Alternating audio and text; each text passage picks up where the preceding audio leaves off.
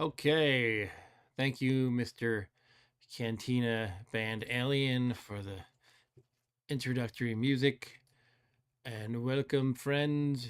Welcome, Nethack fans. Welcome. I got to get the alliteration going here. Nethack, nincompoops or something. Welcome, Eric Johnson in the chat already. Nice. Yeah, it's time for old games on a weekday in which I celebrate old games that only old people with at least a little bit of gray in their beard bother to play, assuming they have a beard. You're certainly old enough to have a beard, if you're male.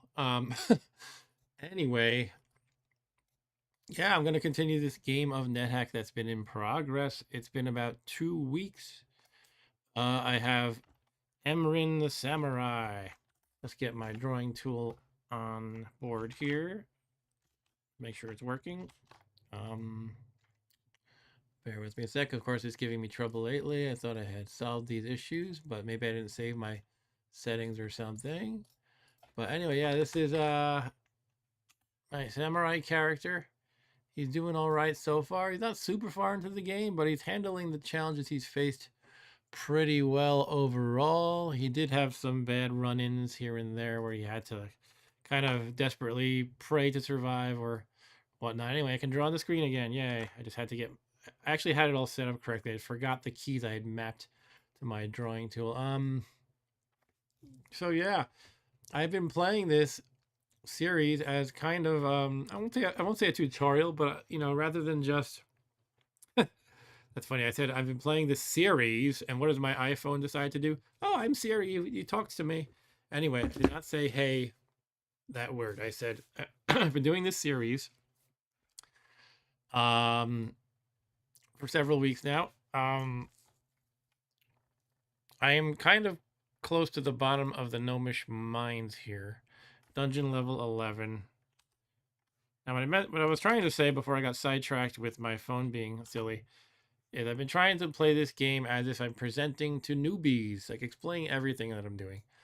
There's limitations to how much I can do that. I'm not going to repeat everything I said from the ground up, but all in all, I'm trying to not just play and just do stuff. And you see a bunch of characters go along the screen. You don't know what the heck I'm doing unless you're an expert at NetHack. I'm trying to work with people who haven't played with the game essentially, and I'm going to continue that approach tonight. I'm also kind of taking my time with things, NetHack and chilling. The emphasis on the chill. I guess probably emphasis on the NetHack because if I was just sitting here chilling, that wouldn't be very exciting. Um, but there's some chill to it, and I'm taking time looking up things, looking up facts and rules and secret formulas in the wiki, which is on nethackwiki.com. So I'll be taking breaks to just kind of randomly look up questions I need answered. If there's any facts I don't know off the top of my head, and there's a lot of them, NetHack is a deep and complex game, I will just look up those facts on the fly in the wiki. And I think without further ado, we can jump into the game. Let me try to remember what I'm doing here. I remember just being really tired last time. Actually, one thing really cool about last stream is it was my top stream. This isn't really maybe most people don't care about this kind of stuff. But as far as my YouTube stats go, I've done like over 300 streams over the past 4.5-ish years. I think I'm on my 5th year, I believe, of regular streaming. I started in 2020, and the single most number of views of a live stream was last NetHack and Chill Part 5, as well as the most total watch time. It was insane. I don't know how it got so popular. So far tonight, the numbers look chill appropriately, and that's cool. It doesn't matter if they're all. It doesn't have to go like gangbusters every time. I don't know what made it go like gangbusters. It just kind of did. I guess we can get into it. What are my goals here, by the way? My long-term goal is to win the game by getting the Amulet of Yendor at the bottom of Gehenna, which it kind of means hell. And you have to try to run back up the dungeon with the amulet in hand as the Wizard of Yendor tries to kill you the whole time, and he keeps coming back to life and trying to kill you repeatedly as you do that. But more short term, I'm trying to kind of just level up and get cool items and stuff like that. And I'm trying to finish exploring the Gnomish Mines, which is one of the branches of the dungeon. You have the main dungeon of Doom, Gnomish Mines, and it goes down to it. There's like a certain number of levels to it that's random. There's like a window of randomness. It goes to level like I don't know. I'm on 11. It goes to like I think something like 12 to 15 at random or something like that. Let me look it up though, because I said I'm gonna look up facts I'm not totally sure of. There's 8 or 9 levels in total, but I found the staircase on what level, right? That kind of matters. On level 4. So that means levels 5, 6, 7, 8, 9, 10, 11. I'm on level 7 of the mine, and there are 8 or 9 in total. Not sure if I was holding up my fingers in view of the camera, but nonetheless, you don't need my fingers to count to 7 very much, I would hope. Yeah, so the next level or the one after that is the end of the mines. And we will get a cool thing at the end. There's a special level at the end called Mind's End, and Mind's End has an undiggable floor. You can't go downward anymore. There's the Gnome King's wine cellar. I think there's a few variants of that final level. Anyway, we'll see when we get there what it's like. But in the short term, if I recall correctly, I was physically really tired. I was overextending myself just because the stats were so good. Again, it was the busiest stream I've ever run. And what I was doing was I remember I had too much stuff on hand, which is why it says burden down here. And I was thinking I got to drop some stuff immediately. I think I was getting harassed by a bunch of opponents. I don't remember what type. Were they just gnomes? I feel like they were giving me some trouble. Maybe they were like zapping me with magic wands or something. There's a unicorn over here, it looks like. And I'm trying to remind myself, why can I even see this unicorn? I'm not blind. Now, why would I say I'm not blind? Because I have the telepathy ability that lets you see all the monsters on the level if you're blind. But I just realized that's not what this is about. You can see all the dollar signs, right? That means I probably use something like a potion of object detection to see all the objects on the level, including this gem here, this gem here. So this is probably just a statue of a unicorn or a horse. So it's kind of pointless. But it's starting to come back to me now. I remember I had a what was the dude's name? There was some kind of veteran player here named Dark something, and he was like, "Oh, that gem here, it was like around here is going to be something really valuable," and it turned out not to be. He was mixing it up with something else, or thought it was on a different level. Nonetheless, there are some gems here and here. These are gems. They might be useful. I have a feeling these ones right here I probably dropped on purpose, though. I don't know. I am right here.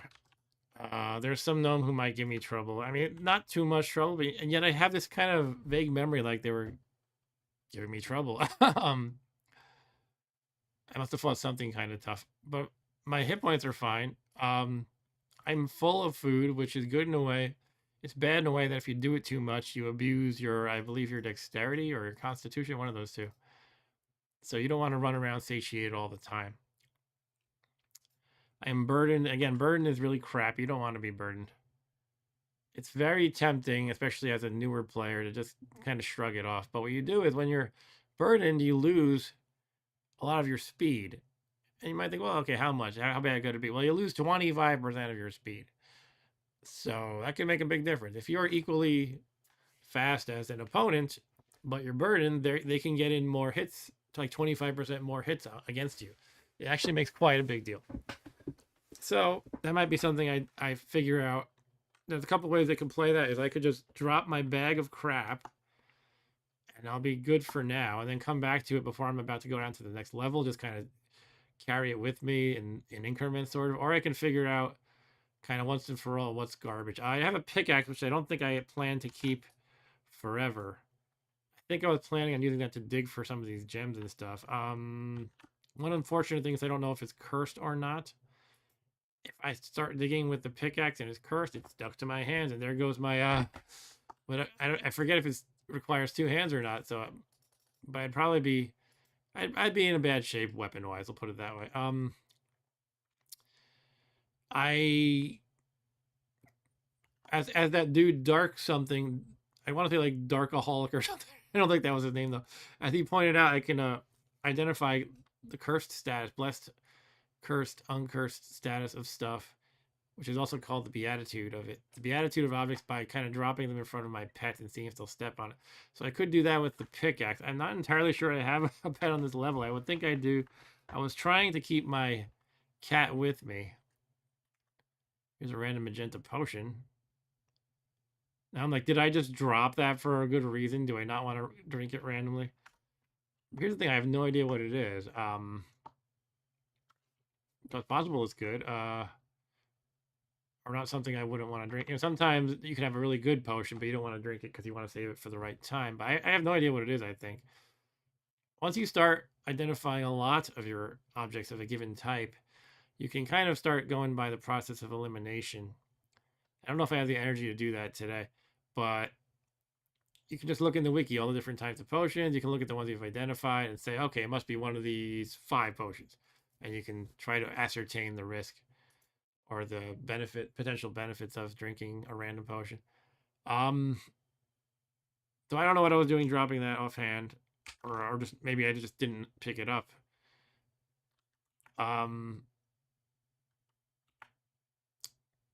know, I'm just gonna pick it up. I cannot carry any more crap. Okay. I have a random arrow taking up an entire slot here. When it says you don't have enough slots or enough room in your knapsack cannot accommodate. That means you used up all the slots. It has nothing to do with weight carried. You can basically carry $sign for your coins, and then there's 52 slots, each letter of the alphabet, lowercase and caps. And so that's your limit of objects. But if you put things in the bag, it kind of avoids that limitation, or works around that limitation. So yeah, bear with me. I'm just trying to, gather my bearings here and figure out what the hell I'm gonna do. There's my cat. Cool. Let's try the pickaxe trick. I mean the beatitude trick. Let's drop that pickaxe I was concerned about. That is capital P, and try to get him to stand on it. Now I'm unencumbered, which is good. And he decided to step on it, no problem. And now I'm encumbered again because I decided to take the potion. All right, let's put something in the bag. I don't know. Should I just drink the random potion? Why don't I just do it? I'm gonna throw caution to the wind and drink the random potion. Here we go. You sense the presence of monsters. Okay. The capital C indicates a centaur. That's the only thing that concerns me. I think I can handle it fine. They're sometimes friendly to you, but I think it's due to their alignment. I believe they're neutral. And I am a lawful samurai. You can only be lawful as a samurai, if I recall correctly. These random gnomes shouldn't give me any difficulty. Yeah, but I wanted to dig and get some fancy gems and stuff. Why don't I finish clearing out the monsters now that I'm not burdened? That's really nice. It makes me feel better. And there's like a dwarf who's actually friendly with me because I'm lawful, and I think there were 2 gnomes and that centaur. It shouldn't be any difficulty really. The centaur is like the hardest of those, but even then it's not a big deal. Okay, I can't actually squeeze in through there. This is kind of Nethack logic, by the way. Anytime there's a diagonal path like this, and like there's walls above you and walls, horizontally lined up with you and vertically, you can't squeeze through diagonally if you're carrying too much stuff. That's just Nethack logic. So I have to drop a lot of stuff to do that, or I can just pick up this pickaxe and make my own opening. So let's try that. I think I have a wand of digging too, but that uses charges. Kind of long term, it's typically better to just use the wand of digging because you find a bunch of them and you don't have to worry about all the weight. The pickaxe is very heavy. All right, so I used the pickaxe just once there and I dropped it. And look at this. Dead end that might require more pickaxing. Now I'm pretty sure in the gnomish mines there tends not to be secret passages. In other words, I can't just search and hope I find a secret path, a secret door kind of a thing. I think that's just not a thing in the gnomish mines. And the pickaxe is gone. Did Nermal here, my kitty cat, pick it up? Yep, Nermal drops a pickaxe. All right, what I could do is go up and around and see if there's a path in that direction. But I feel like I might have have gone up here and then ran away for some reason. I don't know. Let's check it out. Here's a friendly dwarf that my cat will surely beat up on. A yuzu. Oh, that's my fruit. My favorite fruit. How is my food situation, by the way? 2 uncursed gunyoki. That's good. 3 pancakes, a cram ration, a tin. Now, I've already identified spinach, if I recall correctly. Spinach is pretty much the best tin you can find. It permanently upgrades your strength. But so I'm not really too eager to open a random tin. Rusty Dwarvish Iron. Hell, what do I have right now? Yeah, I'm still kind of reviewing my armor. I'm still not really great in the armor department. The speed boots are good. The elven cloak is good. That makes you stealthy. Being fast and stealthy as a samurai seems appropriate somehow. Dwarvish Mithril Coat is probably the best thing you can get before anyone interrupts me until you start getting into like the really good stuff, the Dragon Scale Mail. There is armor that protects you for more, but it just weighs a ton. Pretty much Dwarvish Mithril Coat is the best you can go for as far as like ordinary stuff. And Mithril is pretty ordinary in this game, I guess. But yeah, hopefully I'll get Dragon Scale Mail someday. That's usually a beginner's well, everybody plays differently, but what I like to do, and some players also, many other players like to do also, is if you get a wish, if you luck into a wish early in the game, you wish for some kind of Dragon Scale Mail with an enchantment too. Typically, people wish for a silver or gray Dragon Scale Mail, and the benefits differ depending on the color. So gray Dragon Scale Mail conveys magic resistance, and silver Dragon Scale Mail conveys reflection. Reflection and magic resistance, they work differently. They're both important things to have. They're part of any Ascension kit. Ascension kit is a term used in the Nethack community. Oh, begin bashing monsters with your gloved hand. That's not what I meant to do. Let's wield Grey Swan Deer. Go into 2-weapon combat mode. All right, what was I saying? Ascension kit. That's like the checklist of what you need before you're ready to beat the game. And reflection and magic resistance are like... Oh, you're momentarily blinded by a flash of light, hear a deafening roar. Let me finish my thought before I get to the game. Yeah, magic resistance is what it sounds like. Certain magic effects don't affect you, basically. And reflection means certain kinds of magical rays will just bounce off of you. But there's multiple ways you can get that, such as an amulet or reflection. So like a death ray, which would normally instantly kill you, will bounce off of you if you have reflection. It's kind of considered crucial to winning the game to have some form of reflection. Anyway, yeah, this is a certain trap you can step into, I believe. But let's turn to the wiki because I can't remember the details. And I don't remember what deafening roar specifically is. So we're going to look that up. I think that's kind of something separate. Like it might be the side effect of something that it's summoned.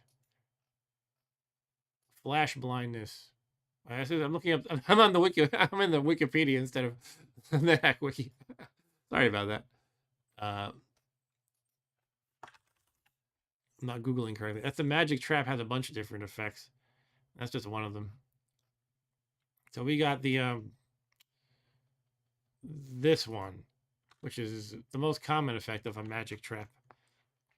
As you can see here, 43.5% chance, creates 1 to 4 monsters around the trap, blinds you and deafens you. Okay.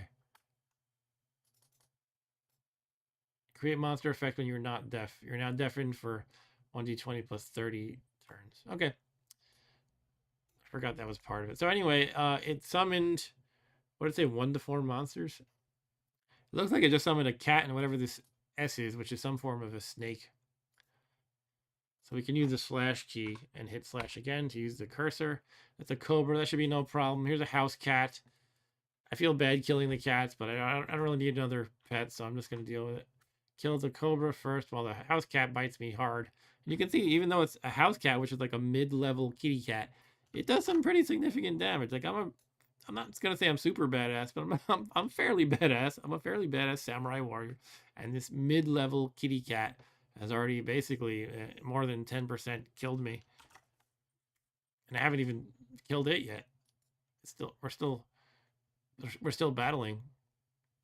All right, so it knocked me down to 72, but I killed it. I think deaf is a relatively new invention in this game. That's probably why I was confused by that trap saying you hear a deafening roar. I don't think there's always been the status of deaf in this game. But right now I'm deaf and blind.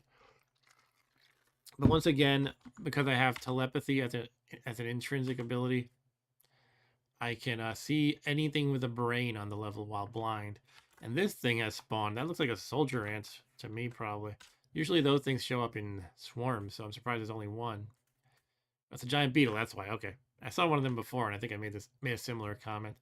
Um, by the way, right now I'm really trying to get to level 10. It's been kind of a slog to get there. I've been stuck on 9 for a long time, especially since that's not what I wanted to do. If you look at my skills, I've already practiced both 2-weapon combat and bow enough that I can upgrade them, but I need to have these spell slots that are granted to you with leveling up. So basically I've trained enough in those two things, but I can't afford the upgrade. And when I am able to afford that, I will definitely do 2-weapon combat rather than bow, because I'm using a lot more 2-weapon combat than the bow. Although, the bow is very useful to have, and I definitely have been making use of that too. Anyway, I thought I might take a quick look on whether it's safe to eat a cobra. Do I even want to because I'm satiated? That's usually my rule of thumb. It's not perfect. If you're very good at the game, you can probably keep track of how full your tummy really is. But I usually play by the rule of just don't eat if you're already satiated. And you actually you have a 40% chance of earning poison resistance by eating a cobra. I'm already poison resistant if I recall correctly. So I will not eat that. All right, so I don't know. I'm just going to keep wandering. I'm searching as I go. I can't see again. Thank you. I'm still deaf. And I guess all deaf does is you just don't hear things. You don't, how it says like you hear a board squeaking or you hear, the sound of battle or whatever. It just doesn't tell you that, I guess. So here's that centaur I was concerned about. And here's a newly spawned creature, a homunculus. Oh yeah, see it's always a fun message because the silver saber does extra damage to demon types, and the homunculus is a demon type. So it says your silver saber named Grace Wandeer sears the homunculus's flesh. You kill it. Now the question is, can I eat a homunculus? I feel like I used to have these memorized better. I think it's poison. That's right. It can convey sleep resistance. It's kind of a small chance though, but it might be worth the gamble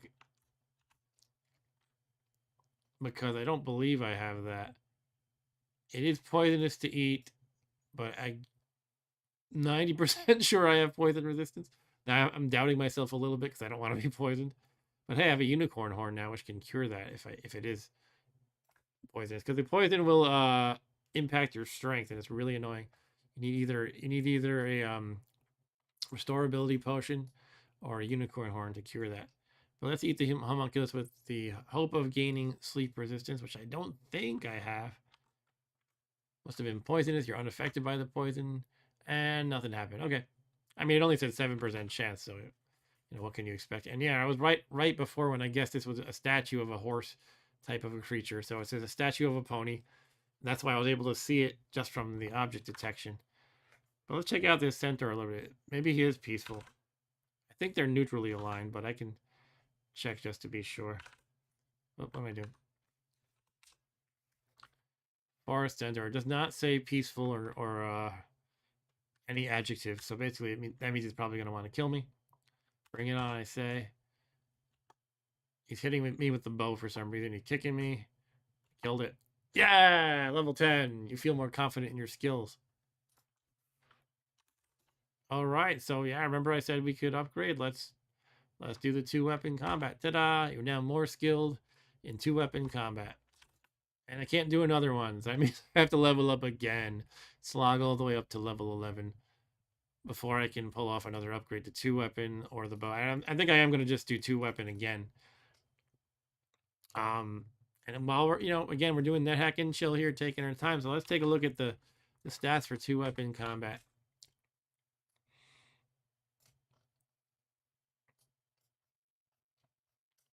Just want to find the table. So here's your 2-hit bonus and your damage bonus depending on your skill level. So actually, if you look at it, I was on basic for a long time, my basic skill level. So essentially what that means is I had a -7 to hitting. Now you have to imagine this is based on old school D&D where you roll a 20-sided die to hit. So essentially, you know, maybe I needed a 10 or higher to hit an enemy, but that, that became a 17 or higher. I'm surprised I wasn't doing much worse, but at the same time, I have 2 weapons, so I get 2 rolls where I have a huge penalty. But now I have skilled, which is this. I'm kind of a little confused by 2. There's one fighting with 2 weapons, and it gives me 1 weapon versus 2. I'm kind of confused by that. Like, what's the 1 weapon column here? If the whole point of the chart is when I'm using 2 weapons, not sure I get that. Anyway, there's also a damage chart. You can see I had a -1 to damage when I was at basic, but now it's a 0.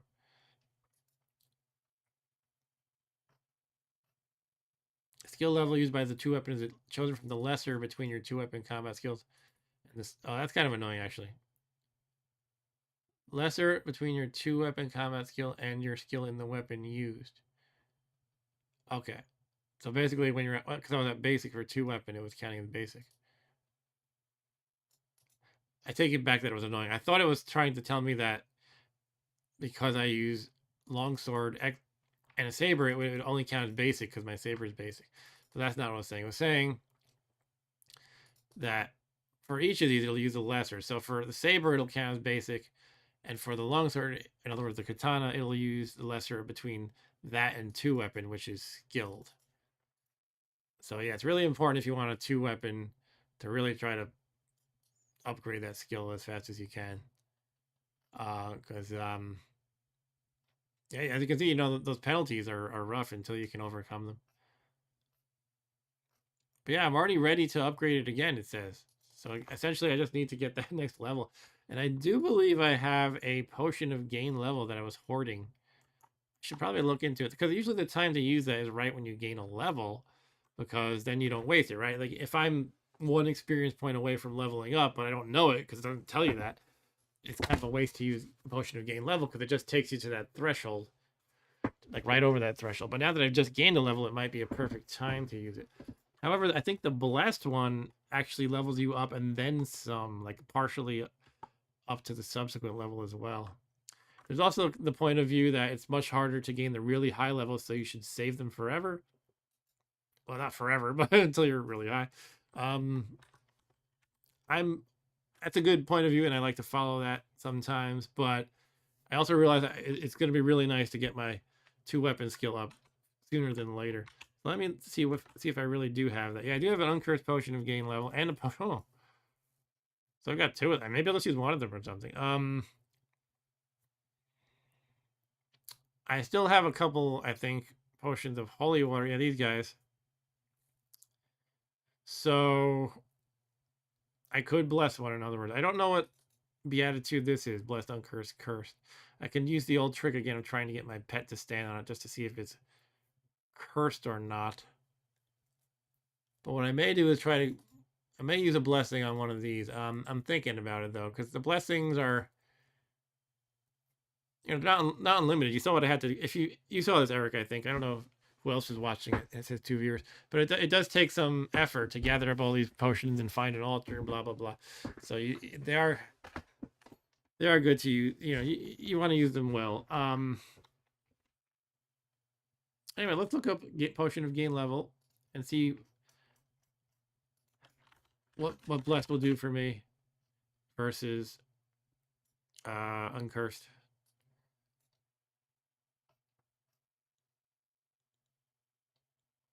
It's kind of funny. It's almost like a pun. If you have a cursed potion of gain level, you gain 1 dungeon level. It makes you rise through the ceiling. Look, you gained a level. It pulls you through the ceiling to the floor above you. Like, okay, you're going to gain a level now. Not in the way you were hoping, though. This is annoying when you see this happen. Intelligent monsters. If they see you, they'll just drink it. If they have a potion on hand, they'll just drink it. When you see that, it's like, oh, man. But that's less bad than when you see an intelligent monster zapping you with a wand of death. That is the worst thing. Anyway, Blessing potions of gain level before drinking them makes more sense earlier in the game than later. My glasses are annoyingly smudged as always. I'm gonna take them off. Now we must make the text bigger because I took off my glasses. Yeah, so I don't know, maybe I'll use one. At higher levels, usually around the time you are quest ready, for example, 14 to 17 experience points needed to gain levels from normal adventuring runs into hundreds of thousands, such that there is little point in blessing them. Right. Basically, what it's saying is, at the high levels, you pretty much only gain levels through a potion of gain level anyway. So it almost doesn't matter if you get a level and then some. But let's see the math for the blessing. Maybe I will use one now. I think it would be the perfect time. It sets their experience points to a random value from the minimum to the maximum for their new experience. That's pretty interesting. It could be anywhere between like say I need 1,000 points to the next level. It'll take me to the next level plus somewhere between 1 and 1,000. Or I guess 1 and 1,000 minus 1 or something like that. So on average, it would be halfway in the middle, but for one individual usage, it could be anywhere in that range. All right, I think I'm going to do it. Yeah, I'm going to blast it. Let's do it. Oh, yeah, I did want to check if this one, well, it'll just tell me if it's cursed or not. It won't really tell me if it's uncursed or blessed. It might be worth doing anyway. Let's do it while we have it in mind. I will check the beatitude from my kitty cat. Is my kitty cat even nearby? Where's Normal, the world's cutest kitty cat? I think I saw her or him somewhere over here before. Do I have a blindfold I can put on? I do. All right, he's still hanging around here. It looks like he's fighting this beetle probably. I'm too deaf to even hear the sounds of combat though. I'm realizing being blind and deaf, well, just deaf. No, I'm not going to finish that thought because it made no sense. I was thinking somehow being deaf might ruin my ability to use the identification trick or something. I don't think it matters. I'm just gonna go with blessing the potion and drinking it, and then I'll try to identify the second one later. So let's take out of the bag types, potions. One, if you type the one character before pressing A here, it'll take out just one potion. Cold water and the uncursed potion of gain level. Oh, too much crap in my knapsack. I mean, I should put some things into the bag. Let's see, what's kind of just taking slots and being annoying. That one arrow is standing out. I'll just shoot it sometime soon, though. I don't want to have it in the bag. Maybe I'll put in the pancakes. Kind of loose pieces of food that are just eating slots more than being useful, really. The lizard corpse I'll have on hand because that's a special thing in Nethack. You can eat a lizard corpse if you're turning to stone. It'll stop the process. Because that makes sense. I don't know. I kind of like it. It's weird internal logic that doesn't make sense, but somehow it makes sense in their universe. So you just kind of roll with it, right? All right. So one potion of water and gain level, and now we have to dip. Kind of sounds unintuitive. For most things, it sounds okay. Like you dip the scroll in the blessed potion of holy water, but with a potion, it seems like it wouldn't physically work out. Possibly. That's kind of why I was asking that dude, Dark or whatever. Oh, like, can you actually do that with potions? I wasn't sure, but he said yes, and I looked it up. I think I looked it up. Maybe I just trusted his word. Anyway, I'm dipping this potion of gain level into the holy water. Your potion of gain level glows with a light blue aura. Now, I think if I were blind, it wouldn't say that message at all. All right, let's just do it. Let's drink it. Last potion of gain level. Ta-da! You feel more experienced. Welcome to level 11. Woohoo! That sucks. It didn't give me another skill, though. So if you may recall last time, it said some special message. Like you're able to, you enhance your skills or something. But I guess sometimes it takes, I'm looking through my history here, by the way. I guess sometimes it takes a couple of levels to do that. I think there's a better view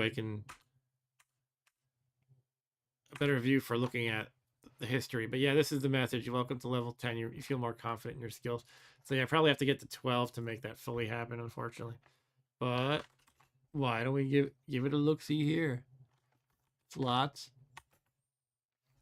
To advance at a skill, you need enough free skill slots. And this is, by the way, one of the reasons why, even though as a samurai, I can technically learn some spells. Like, I can learn attack spells, divination spells, and clerical spells, but that's usually not the way to play a samurai. You want to pump up the 2-weapon and your 2 main weapons, and the skill slots, as you can see, are kind of scarce. And probably the bow you want to do too. You could play it a different way. You could maybe go with attack spells and not focus on leveling up bow. So maybe you learn some force bolt and other attack spells. It's totally valid. You gain a skill slot each time you gain experience level. But I just did do that and didn't seem to gain a skill slot. Huh. Being crowned also grants 1 skill slot. That's a special thing. It doesn't mean like a baby crowning. Higher skill levels require more skill slots. Oh, right. So it takes more than just 1 skill slot to upgrade from, say, skilled to expert. That's probably what it's all about. If you look here, yeah, look at this. And there's the difference between weapon skill slots and non-weapon skill slots like spell. So I think if I understand this right, I need 3 skill slots to upgrade from skilled to expert in 2 weapon. And I just got the first of the 3, so oof. Yeah, that's expensive. All right, fair enough though. Now we know how it works. And that means if I want to upgrade the bow, I'll have to go to spend 2 slots. If I want to upgrade, is there anything else? I guess I'm just upgrading those 2 things at this point: 2 weapon and bow. So I'll need 2 for the bow and 3 for 2 weapon, and I have 1 of them. So it's basically 2 more levels, and I can get my 2 weapon, and then another 2, and I can upgrade bow. It's a long journey. It kind of sucks seeing, that's not what I want. Kind of sucks seeing that I've trained enough that I should be able to upgrade. I just can't.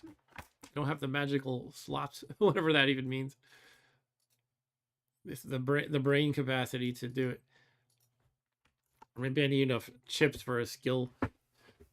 Chip slots like in the Matrix. Enough slots for the kung fu. By the way, I think you can learn martial arts as a yeah, you can go martial arts as a samurai if you want. If you want to go barehanded. Monks are better at that, but you can do some degree of that as a samurai. Let's see what you could actually max it out as if you wanted to. You could go to, wow, you can go to master level as a samurai. I didn't know that.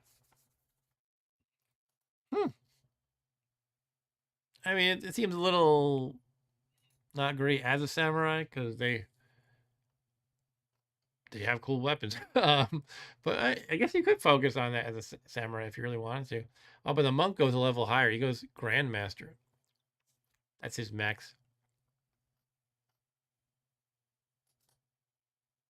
It's kind of fun. You can wear a silver ring to do silver damage with martial arts. Kind of like when you saw that my silver saber seared the flesh of the homunculus. You could sear the flesh with your martial art if you have a silver ring, but you have to have no gloves on. Anyway, yeah, you could like knock back enemies and stuff when you have martial arts, and when you really skill up, level up your skills, you add a lot to your 2-hit and your damage. It's still not average damage of 9.25 for a grandmaster. That's actually not fantastic. That's the thing. It's probably why what they say here applies. Basically, in version 3.7, I'm playing 3.6, they have buffed it significantly, it says. And here's the actual source code commit. We could actually browse the code if you really want to. It's probably better if I just read the text than the code. But it looks like there's some special bonus here. Anyway, the martial arts damage bonus now applies to all hits. I guess it just did some of them before. Though hits that roll a 1 on their d4 will not train the skill. They have a 1/5 chance per skill level above basic to make an offhand attack, as in 2-weapon combat. Oh, that's cool. Basically, you can use kind of like something like two-handed combat, but you get an extra punch in. And you look at the updated numbers, essentially you can do a lot more damage with martial arts. So basically in 3-7, martial arts is a more viable option. That's pretty fun. Monks are a fun character class to play. They have to be vegan and they don't really use weapons and armor. They have certain kind of light armor like robes and stuff. I forget the specifics of their limitations. But they're expected to be vegan. They don't eat corpses and stuff like that. Okay, well, speaking of eating corpses, this would kind of break my rule of eating while satiated, and it is a forest centaur, so it's basically a horse. I think I have to choose not to eat that. And again, the more advanced players wouldn't follow that rule strictly, because there's like, basically there's a number of your stomach contents, and I don't remember how it works specifically, but say it goes from 1 to 100, and it might say you're satiated if you're above, say, 70, right? And if you go above a certain number, let's say 100 again for the sake of argument, you can choke to death. So the point is, I like to go below, make sure I'm below in my fictional scale 70 before I even risk it. Although if you're really good at the game, you could probably keep track of, well, I know I'm not at about 95, I'm probably at about 72. Therefore, it's probably safe to eat the thing that fills me by 10. And these are totally made up numbers, and it's basically just if you want to level up your Nethack skill, take it to the next level, you'd probably get a little bit better at estimating that stuff than I am. And there's definitely players who really try to cram wraith corpses into their gullet as much as possible. Every wraith corpse you eat gives you a level. I forget if I think it's like a 50-50 chance actually. But obviously gaining a level is really good. And again, that's how it's kind of one of the main levels among the main techniques you use to level up when you're high level. Is you just find and kill and eat wraith corpses. So we basically explored this level. We could, all this money is for the taking.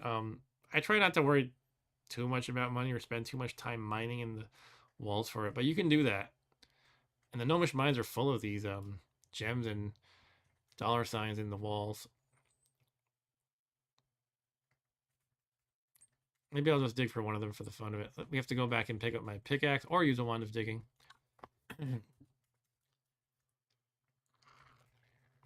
Carrying too much to fit through. So where's Mr. Normal? He's around here somewhere. Here he is. Hey, Normal. Let's try digging for some money just to show the audience. Here's my pickaxe. Come on, Normal. Oh, somebody already dug there. That's funny. Probably the dwarf, and he took the money too. There he is. Let's kill him and let's kill him and get the money. Normal will attack the dwarf. I cannot do it. Anyway, it looks like the closest dollar sign is probably here then. So our pickaxe is capital P. That's kind of perfect. What's his face? The guy whose name starts with Dark that I can't remember, who was joining the stream last time. He advised you can actually rearrange the letters of your weapons so that they're more memorable. But what could be more memorable for a pickaxe than the letter P? All right, so look, I dug and got some money, 11 gold pieces. Yeah, it's usually like that, a tiny bit, and the act of digging uses a lot of turns. So it's not really that great. If you really want to maximize your score, the amount of wealth you have at the end of the game adds into your score at the end. So some people, really try to take that seriously. A lot of things that you can do in Nethack, they take a lot of time in real terms, real life time. So it can be kind of tedious, essentially, to gather every little penny you find on the ground. And Nermal's picking up the pickaxe. Let's just go downstairs, Nermal. So now we're either at the last level or the second to last. And as soon as Nermal saw a gnome, before I could even see what's on this level, Nermal just attacked a random gnome and killed it. It's kind of funny. Oh, I'm bashing with my gloved hand because once again, That's the thing with the pickaxe. It makes you wield it. You have to remember to put on your regular weapon. So it's not really great that I forgot that I'm wasting turns here. In theory, a gnome king can be kind of tough, but as you can see, I made short work of it, and my kitty ate him. 3 daggers. So it's kind of dark. I can't see beyond my 1 square radius. So I do have a lamp. It's not magic. I don't remember how much oil it has left. Let's try it. My viewership tonight doesn't seem great, but I appreciate your joining anyway, Eric. Have you ever played this game yet, Eric? Though I think you said no last time, but I wonder if you've been inspired to try it. You can play this game for decades. It's like a lifestyle game almost. But it's a lot to invest in. There's a lot of as you've seen it. I keep looking up stuff in the wiki. I mean, to figure this out from the ground up is crazy. And I used to play in a way that I would think of it as cheating to look in the wiki. So I would try not to do it, except when sometimes, I would give in to the temptation. And, well, I didn't actually, back then we didn't have the web, but that's how long ago I started playing this game. But we had what was called spoilers.txt. So basically anywhere you could find Nethack, like an FTP server or a BBS, they would typically have the spoiler file. You call it spoiler.txt. And it was just a large text file with basically a lot of the info you could find in this wiki. I don't think it was copy pasted verbatim, but some of it might have been to the web page. But yeah, it was just like this enormous file that you could find all your answers basically. But yeah, I have no light source, which sucks. Excuse me. Now you can fill a lamp with oil to use it again, but for now it's an empty vessel. So I gotta just kind of poke around. Oh, I fell into a pit. I always found it funny, like any kind of RPG like this. Like, okay, I took 2 hit points of damage because I fell onto a pit of sharp spikes. Like, no, you don't really just brush that off. That's why it's not claiming to be realistic. I suppose something's shooting a crossbow at me. I don't even know where it is. I think my cat just killed it. I heard noises in the distance, which basically means your pet fighting something every time, I think. Every time you hear that. It might be any kind of combat. So if you use a ring of conflict, it makes everybody around you violent. So I wonder if you get that message too. If you're just making random monsters kill each other. But they're not within your vision. Within your line of sight.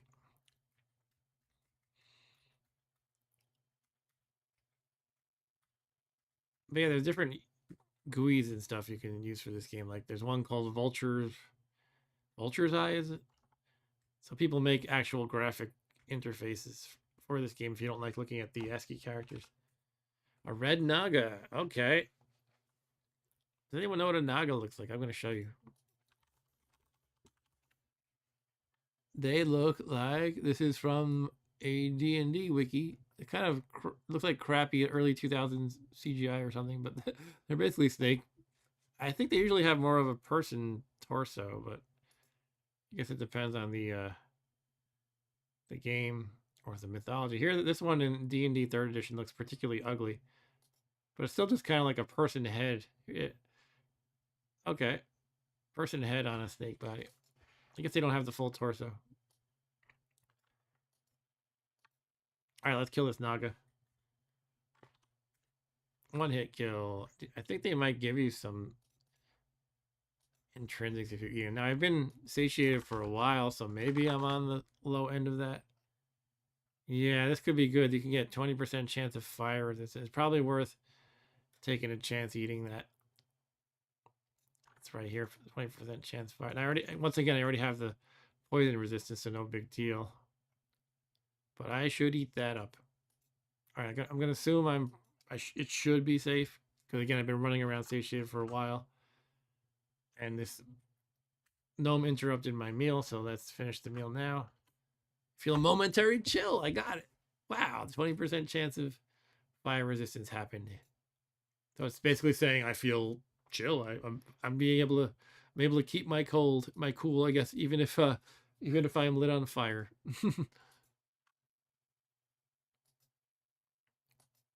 Eric said they had Naga in World of Warcraft, but their Naga had giant beefy arms. Okay. Let's see what they look like in WoW. I'm going to look it up quick. Giant beefy arms. Well, that's a pretty frightening one. Okay. Yeah. Cool. All right. That's how a Naga looks in the Warcraft universe as compared to D&D. And look at this. Since I have teleport control, I hit what was probably a teleportation trap. But I have the intrinsic ability teleport control. I earned it a long time ago. One of the earlier streams. And I can basically move the cursor and teleport wherever I want. If I pick like a wall, it'll just like I think it either cancels the teleportation or picks a random place. It won't like instantly kill you, I know that much. What I could just do is go right here. Ta-da! And look, I can step into it again probably if I really wanted to. Here's the thing, Nethack has so many mechanics going on. I'm not sure if stepping into a trap like lowers your wisdom or something like that, or abuses your wisdom. So I don't know if I want to keep walking into it. I'll just do it one more time for fun though, and to kind of give myself a shortcut of backtracking to here. I was thinking of actually going more like around here, but then I realized it's a little area I haven't explored here potentially. You hear a chugging sound. Chugga chugga choo choo. A bag, huh? So I'm very interested in because bag of holding is one of the best things you can get in the game. I don't know if it's that, but if I can find one, that'll save all my, not all my problems, but it's really helpful for being able to balance shit like pack ratting and not being burned. Anyway, I'm kind of nervous about these random wands that are being shot at me. Because you never know if they're going to be like a wand of death or sleep or something. I guess I already identified sleep, I think. Anyway, these are green elves. I guess I have not identified a huge amount of wands, but they could be death, which always makes me nervous. I think they don't, they wouldn't be likely to spawn with it. Maybe they might though. I guess I just need to carve through them. I'm not sure what else I can reasonably do. And the problem is it doesn't really tell me which one is using the wand. 3 of them now. Okay, I do have my 2 weapons wielded. Let's do it. I'm targeting kind of arbitrarily the lower right one. I killed it. Okay, hexagonal wand did not kill me. I got really nervous there. Do I know what it is now? Probably not. It's a wand of striking. Okay. I'm surprised I haven't seen that so far. That's not bad. It just does damage. That's all. They're good to have, and they're like a dime a dozen. Okay, so I'm less concerned. I guess it would have killed me, or told me I resisted or something. If it were a wand of death anyway. All right, hit it twice. I'm attacking the one below me now. I killed that one. All right, I killed 3 of them. Now, once again, I'm wondering about corpse munching. And I think green elves can give you something like sleep resistance. Yeah, they can. That I don't remember if I have that already. That's the thing. The game doesn't let you view these things unless you have a special kind of, you know, like a potion. I think a certain potion or a wand that will let you know all your intrinsics. If you're playing this game over the span of several weeks, like I am, and you're not keeping meticulous notes, it can be hard to remember all this stuff. So I think it is worth eating, even though once again I'm breaking my satiated rule. The question is if if it doesn't work on the first one, do I want to eat all 3 corpses? That might be a little much. But one way to consider that is you look at their nutritional value, and what that means is how much they fill you. 350. That's kind of a lot. I mean, you would expect it, right? They're like a human size, basically. I think I'll just see what happens after eating one of them. It does tend to give you a warning if you're going to choke. It'll say, you have trouble putting this down. Do you want to stop eating? And that's usually the advice you should heed.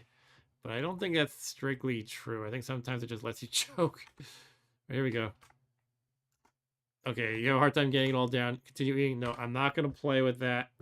It's just so stupid to die in this game choking to death. I'm just not going to do it.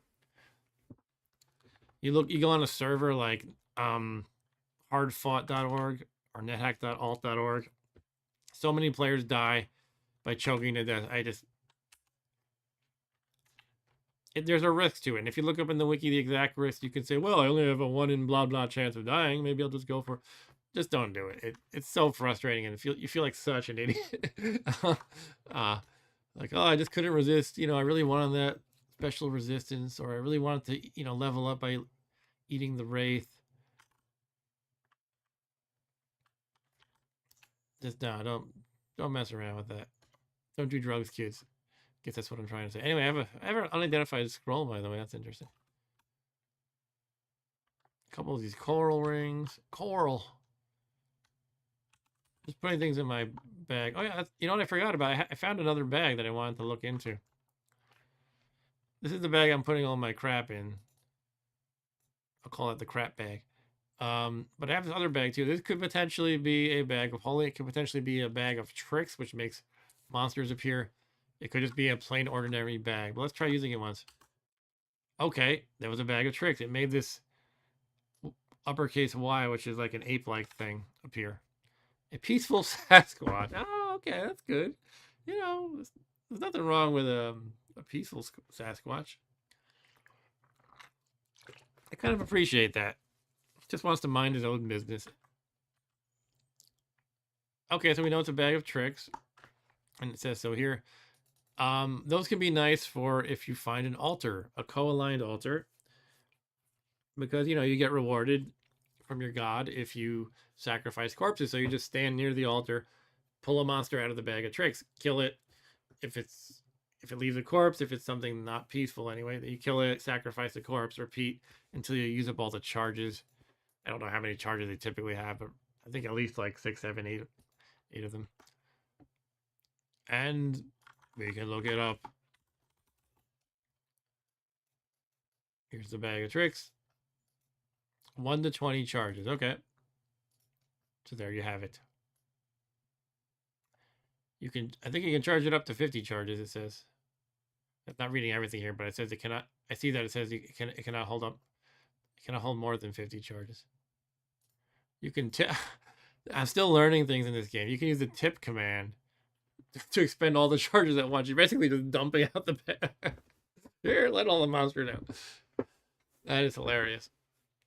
Placing a bag of tricks with charges into a bag of holding will cause a magical explosion, destroying both bags as well as everything in the bag of holding. You got to be careful with bags of holding. They're like a godsend, but there's certain things you can do like that destroy it, and you lose all the stuff. And that's the kind of thing that makes you cry for an hour. At least I do.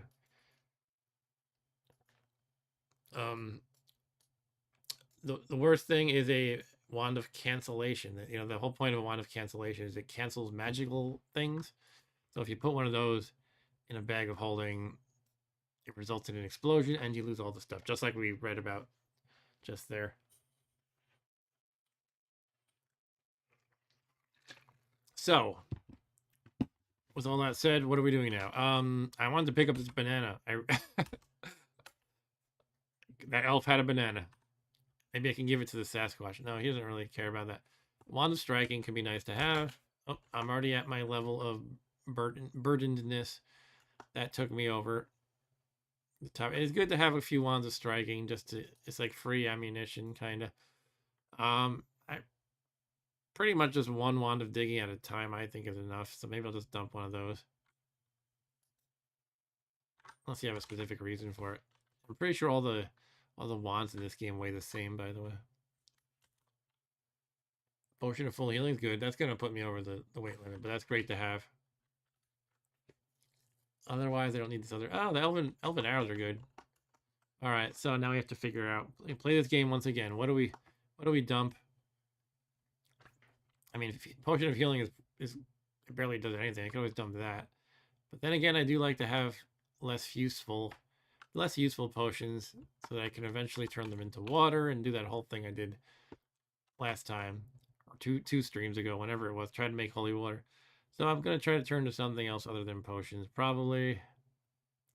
And still, even a weak little potion of healing can get you out of a jam. Oh, I forgot I had this. A blessed magic marker. Yeah, that's nice. I'm kind of mostly saving it, I think, with my strategy. And what that lets you do is you can write on any scroll of blank paper, whatever you, any scroll you know the magic words for, which basically means you identified it. You can just write it, and because the magic marker is blessed, the scroll comes out blessed. So I'm kind of saving that for. Well, often I use it on these guys, enchant weapon and armor, so I can really beef up my weapon and armor. But I'm thinking this time I want to save it for the really powerful, rare stuff like a scroll of genocide, for example. It's a horrible word, genocide, but in this game, it's amazing. The way it works is if it's an uncursed scroll of genocide that you've stumbled across, you can type the name of one kind of monster in the game and eliminate them. They're just not in the game anymore. For example, I could pick a. This is not the best option for it, but remember the little letter A can be like a. It means like an insect. So I could type, well, let's get rid of soldier ant, and it'll just say wiped out all soldier ants, and that's it. They're just gone. But if it's a blessed potion of genocide, again, the letter A means like bugs, right? Because it's blessed, I can pick the letter. I can just say wipe out all lowercase a, and now all insects, anything that was represented by the letter A is just done. And it's amazing. It's really good for certain things like the liches and mind flayers are like the worst things in the game, at least in this version. So you have to be careful though, because the mind flayers are represented by the letter lowercase h, which basically means a humanoid. And I'd have to verify the things to check with that. But I think if you are a dwarf, for example, which also looks like an H, you will die in that process. Also, if you pick the @ symbol, you die. There are certain things that are off limits, like I think the capital A for angels, and I think the ampersand for demons. Like basically, really supernatural, powerful stuff.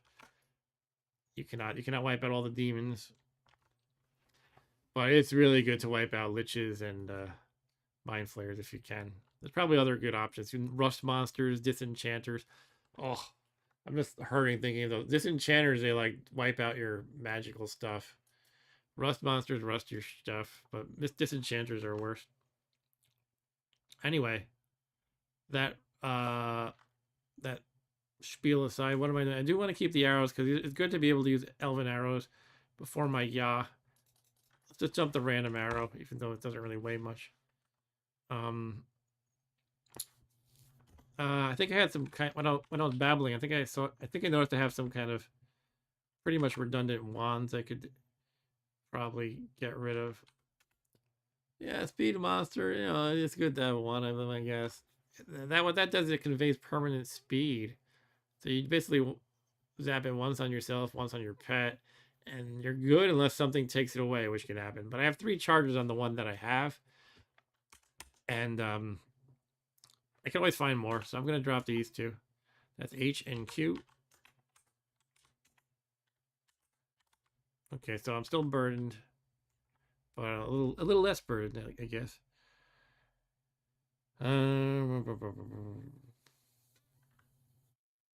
Yeah, it's tough being a hoarder. I mean, I could probably dump some of these gems. I really feel better once I have them like truly identified, though. I can read a random scroll. I have 2 random scrolls. One is Temov and one blessed scroll of Exor Oda. I have 8. I have 8. I have 10 blank paper scrolls. That is referring to these guys. 8 uncursed and 2 cursed. Now, obviously, the cursed tends not to be great. Sometimes they can be good. Remember we talked about genocide before? If you have a cursed scroll of genocide, it does the opposite of destroying all of that thing. It makes them appear. And that can be manipulated to your advantage in some cases. What are the tricks people do? Do they use it for nurses? They might use it for nurses. Nurses will treat you, and they actually increase your max HP, so you can kind of just make nurses appear using like cursed scrolls of genocide, and they'll just gradually increase your max HP like one at a time. Anyway, sometimes the best way to identify is just to read stuff. But one of the frustrating scrolls to read is destroy armor, which usually you find pretty early, and I haven't yet. So I feel like one of these scrolls is probably destroy armor, and I might want to take off my armor before reading it. There's also one I want to be careful about. It's called a scroll of flame or something like that. It erupts in a tower of flame is the message, and that will damage stuff. So that's not great. Let me. Thing is, I usually find these two so early in the game before I care a lot. It's called Scroll of Fire, actually. But it's kind of funny that I haven't this time.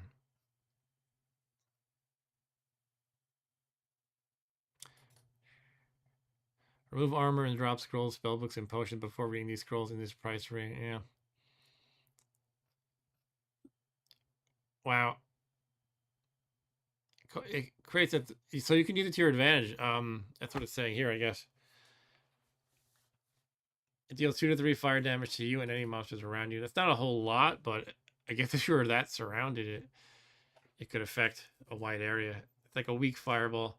But yeah, it boils your potions, damages worn armor, burns scrolls and spellbooks in your inventory. I think a bag might protect against this to some degree, but I forget. It doesn't mention bag on this page, so maybe it doesn't.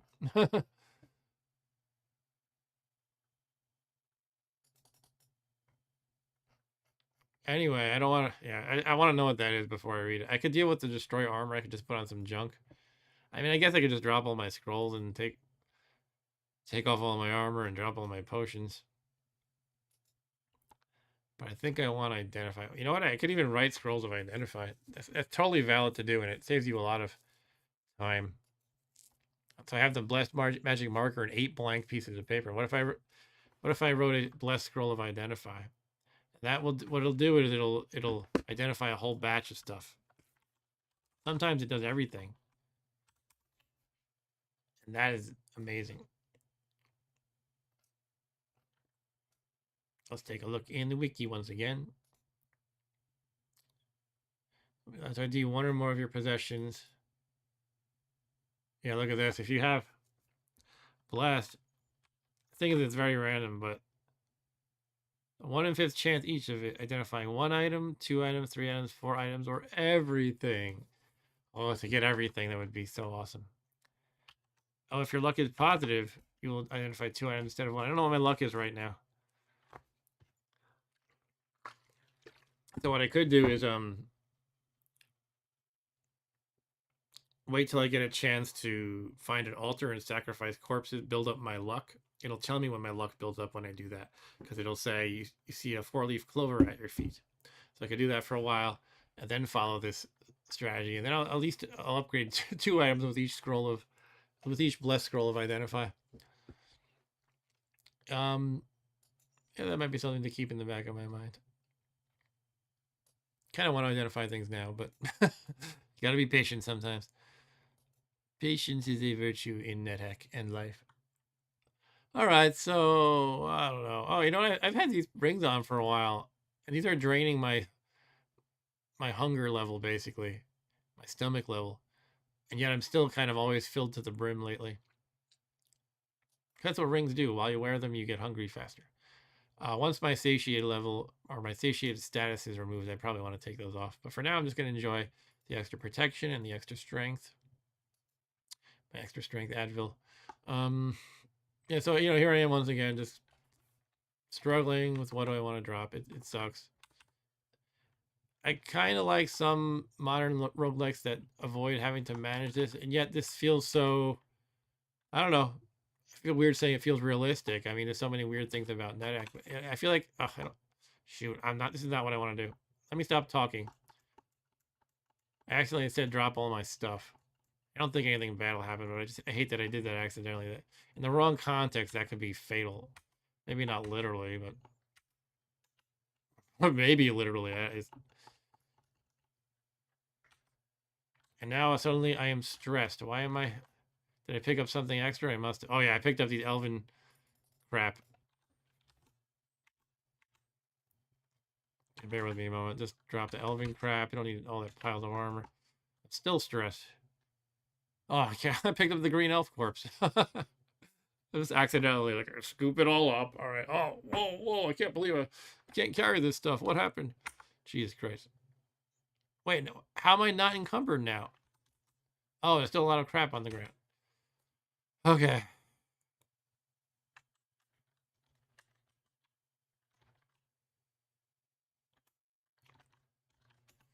So now let's really figure out what the hell I'm dropping. Let's get off this square. That gem is not glass, but my equipment is... My inventory is full. All right, let's step off the space. Blah. Let's just... We got to make some calls here, right? That's all it comes down to. So I'm going to... I had a redundant ring. Rings don't don't weigh much. But I remember I had a redundant ring that's probably not useful. I mean, it could be, but... Yeah, that's pissing me off. This the slot issue. All right, so let's put a couple of things into the bag first. Like, I don't know, the freaking banana.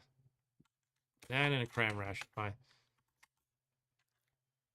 All types. What am I going to dump here? I do like create monster scrolls. Again, I can use those at an altar. I definitely want to keep those potions. Especially these, especially this. Yeah, I was going to take out a redundant ring. Is this an extra wand of digging besides the one I have on hand? Do I have one on hand? I do. I will dump one of the wands of digging. Dump the ring, even though it weighs not a whole lot. Okay. Still gotta dump stuff.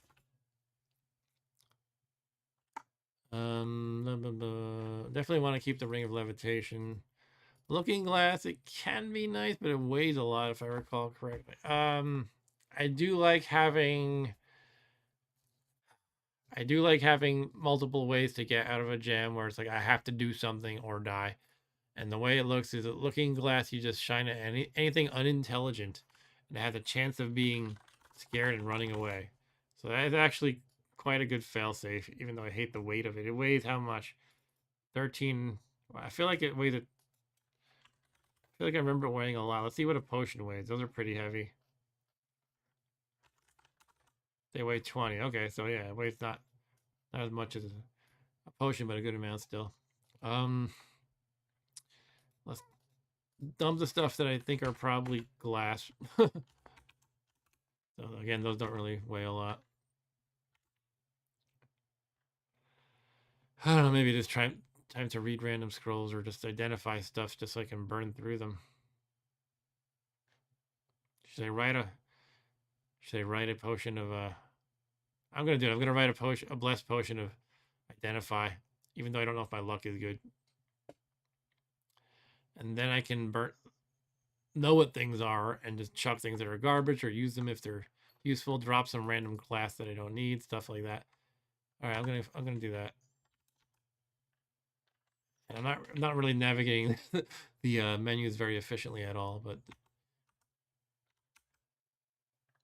this is how I do it. Okay.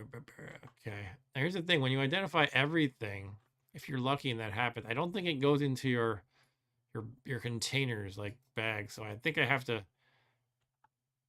take out everything that's unknown, drop things that are known. So it's a little complicated. So I'm standing on stuff I don't care about. So I'm gonna make a new stash of things I kind of do care about. All right, drop everything that is fully identified. Okay,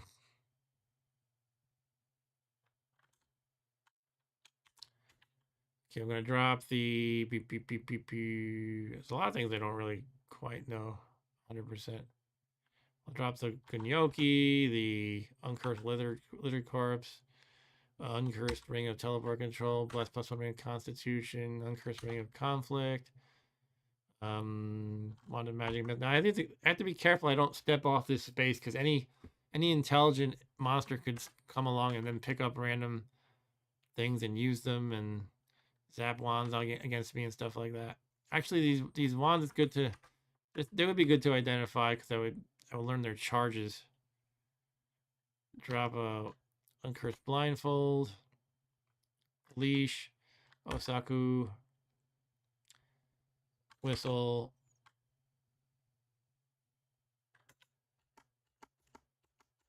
All right. Now let's take out stuff that is worth identifying. And just to be clear, what I'm doing is I'm going to write a scroll of identify. It's going to be blessed. And the hope is that I'll get that 1/5 chance of identifying everything. And therefore, everything I have on my hand, on my person, will be identified. It's only a 1 in 5 chance, so I might be expending a lot of effort for nothing. But if I luck out and it happens, it'll be totally worth it.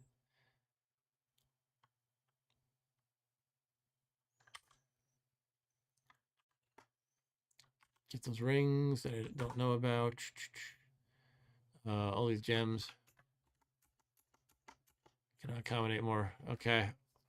Let's drop some stuff I care less about. Like the elven arrows.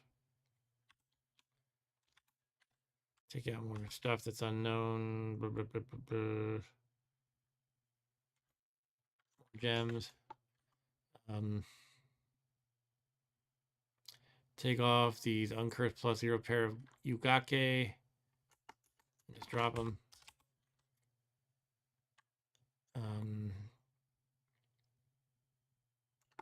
I could take something else out of the bag. Maybe I should just leave it at this. I mean, some of this stuff is like, sure, it'd be nice to know if this scroll of crate monster is cursed or uncursed or whatever, but it's not that big of a deal. I think I'm going to go with this. Okay, so where's my... Didn't I take out a blank paper? Where is it? Did I drop it? Maybe I never took it out. Okay, so I got to drop one more thing to make the slot available. Only have 2 of these wire rings. Let's just drop one of those.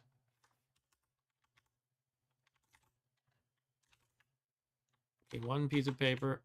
I have the magic marker as capital C. Now, I'm kind of building up to what is most likely going to be nothing, but hopefully it works out. We'll see. Let me verify I have the paper. I do. Uncursed, unlabeled scroll. Here we're going to write with the blessed magic marker right on the uncursed scroll. Right, identify. A blessed scroll of identify. Beautiful thing. All right, here we go, folks. What do you want to identify first? All right.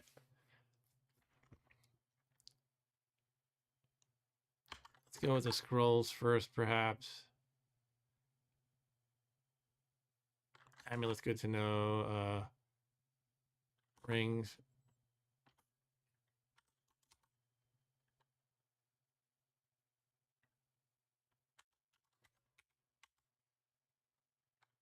Actually, the gray stone. That's not touch or lodestone would be good to know, I guess. Let's go with that.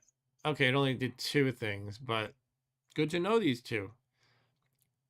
I got an extra life. I have an extra life on me. This is a really cool amulet to have. An uncursed amulet of life saving.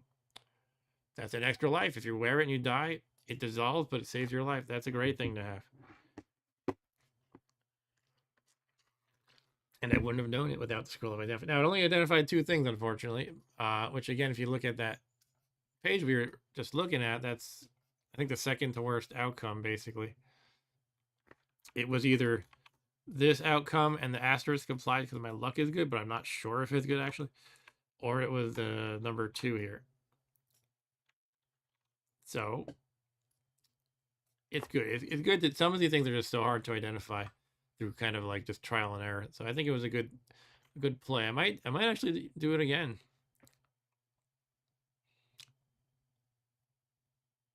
Yeah, I'm gonna do it another time. Yeah.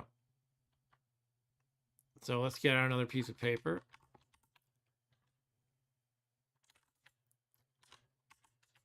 Then I'll probably just save the paper and marker after this. I want to definitely save some charges.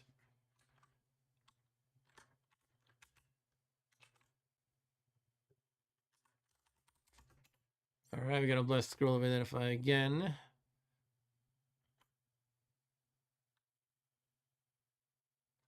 And let's read it. Even though I pretty much know that this is, I think, +2, I kind of would like to have it formally identified. But I don't want to waste a charge on that yet. So I'll start with the scroll and the rings, etc.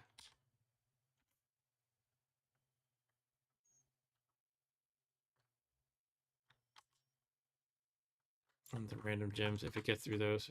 All right, we got a bunch of them here. Scroll of magic mapping. All right.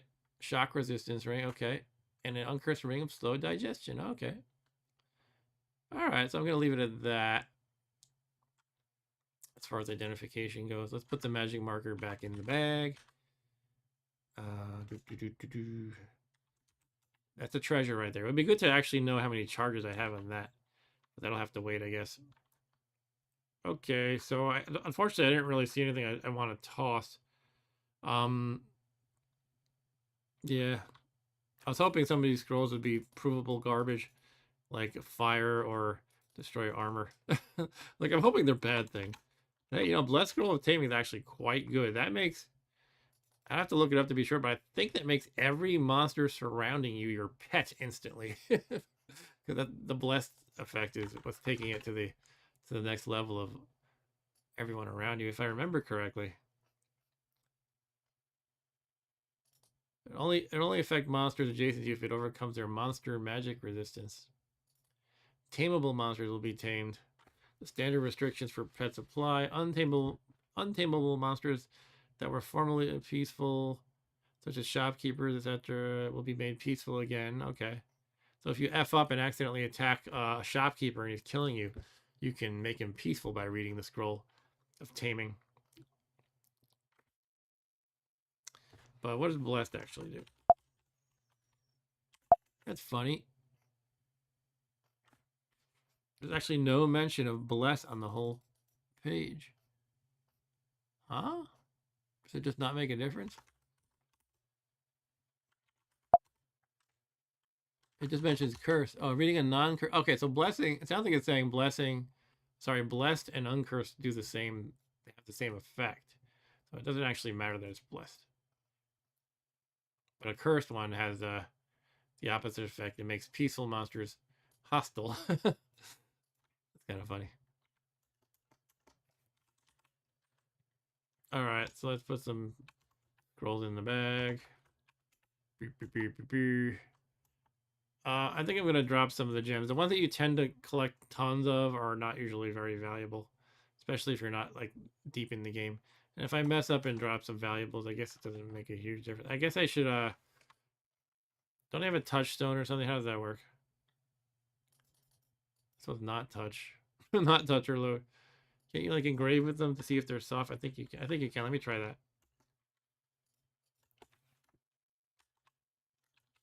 I'll engrave with D these 6 violet gems. You're right in the dust. So you can look at this chart here to see, based on the color and the softness, what it might be. So if I'm writing with a violet gem, well, writing the dust means it's soft, right? If you engrave in the dust, the gem is soft. If you scratch the floor, the gem is hard. So this is either an amethyst or fluorite or worthless glass. I kind of wish I could just narrow it down to one, but no such luck. And I have a pile of 6 of one, 6 of one, half dozen another. I got D 6 violet gems and a W 6 violet gems. So one of them has value, and this one is probably hard. Let's try that one. Oh, that one's soft. That's interesting. So one of the sixes that might actually. Oh no, they were. I think all three here were soft, right? All violets are soft. Yeah, all the violets are soft. Okay. Eh. All right, that's fine. All right, I gotta pick up my crap again. I gotta make some calls here and not deliberate forever. So I'm gonna drop some of these extra arrows, maybe. I got Elven Boy. I didn't mean to pick that up.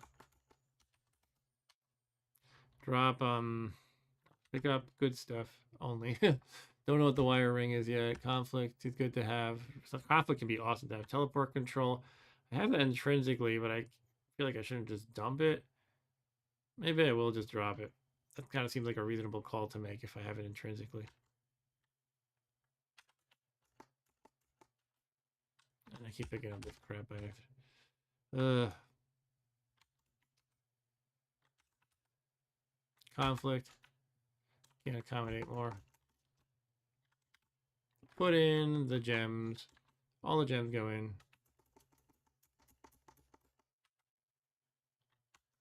Okay, I'm dropping teleport control.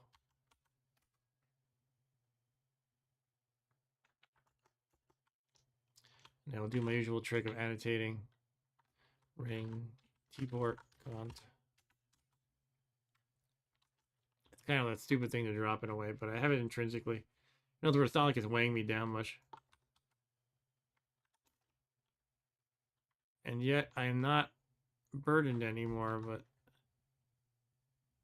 the ring of shock resistance I should probably pick up. That could be useful. Now I'm going to be burdened from that. Nope. Did I accidentally drop... Did I accidentally leave some other stuff around? Because, like, how am I not burdened anymore? Oh,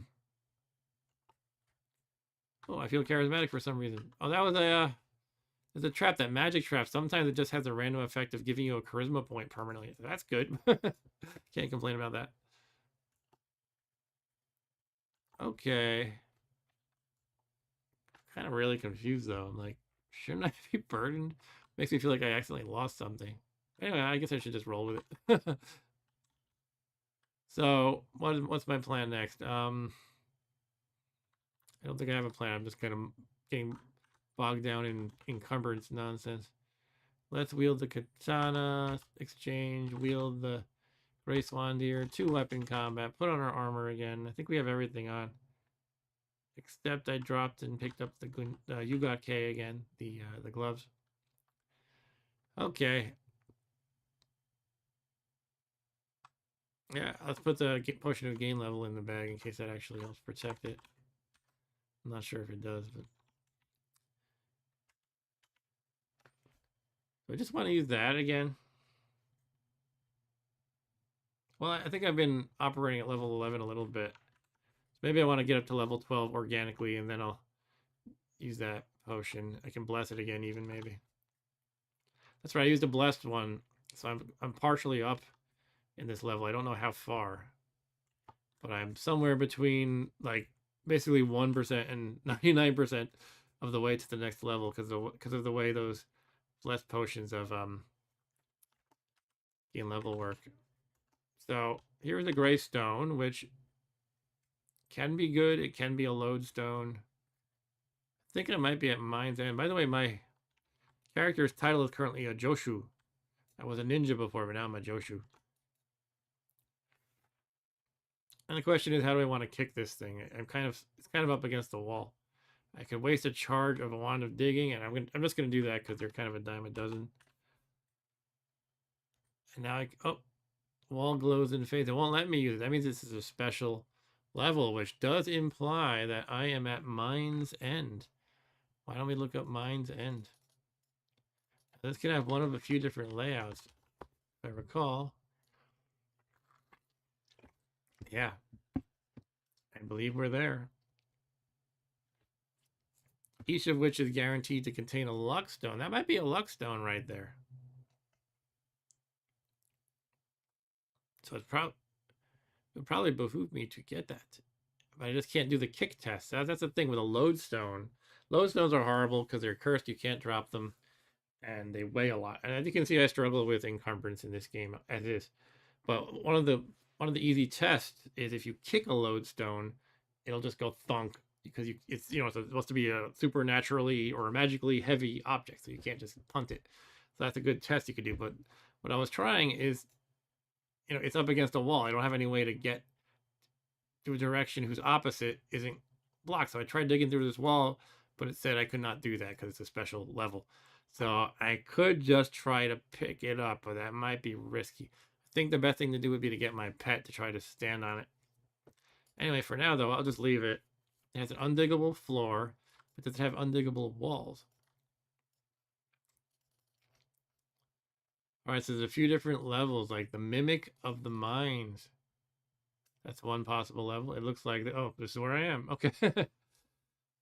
Excuse me. All walls are undiggable. We're not at the Gnome King's wine cellar, nor are we at the catacombs. But here we are in the Mimic of the Mines. This level contains 7 hidden places marked on the map below, and I'm being cheesy and looking at the map, so I'll know where all the hidden stuff is. 6 of them are behind secret doors, and the 7th is behind a narrow choke point. Each of these hidden places can contain items in each location are listed in order from bottom to top of pile. A ruby, a worthless piece of red glass, and a luck stone. Kind of interesting. I'm kind of thinking, kind of interrupting my reading because if I find a map, I haven't found any of these secret things yet, have I? So I think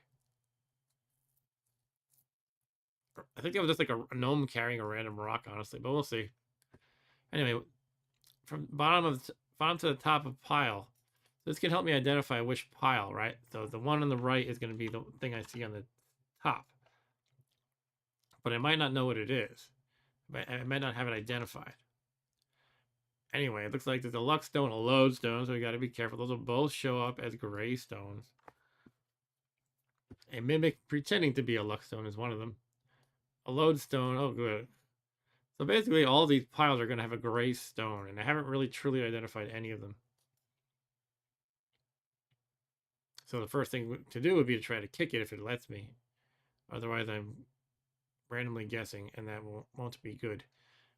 I might actually go so far as to pray to uncurse the lodestone if it gets to that. But for now, let's try exploring. There is one of these secret passages just to my right, it seems like. Search, there it is. It's locked. Let's just kick it open. Here we are. Making sure auto pickup is off because I do not want to auto pickup. Oh, that's right. I did figure out what a lodestone is earlier. I forgot about that. I did the kick trick, so I have that identified. I named the whole type basically, and I can distinguish the type from the other gray stones. So this one is it must be yeah,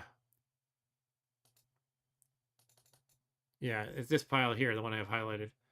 Lodestone on top, red gem, which must be a ruby, and I can name that when I pick it up, and a worthless piece of red glass. So I just have to be careful on how I pick this up.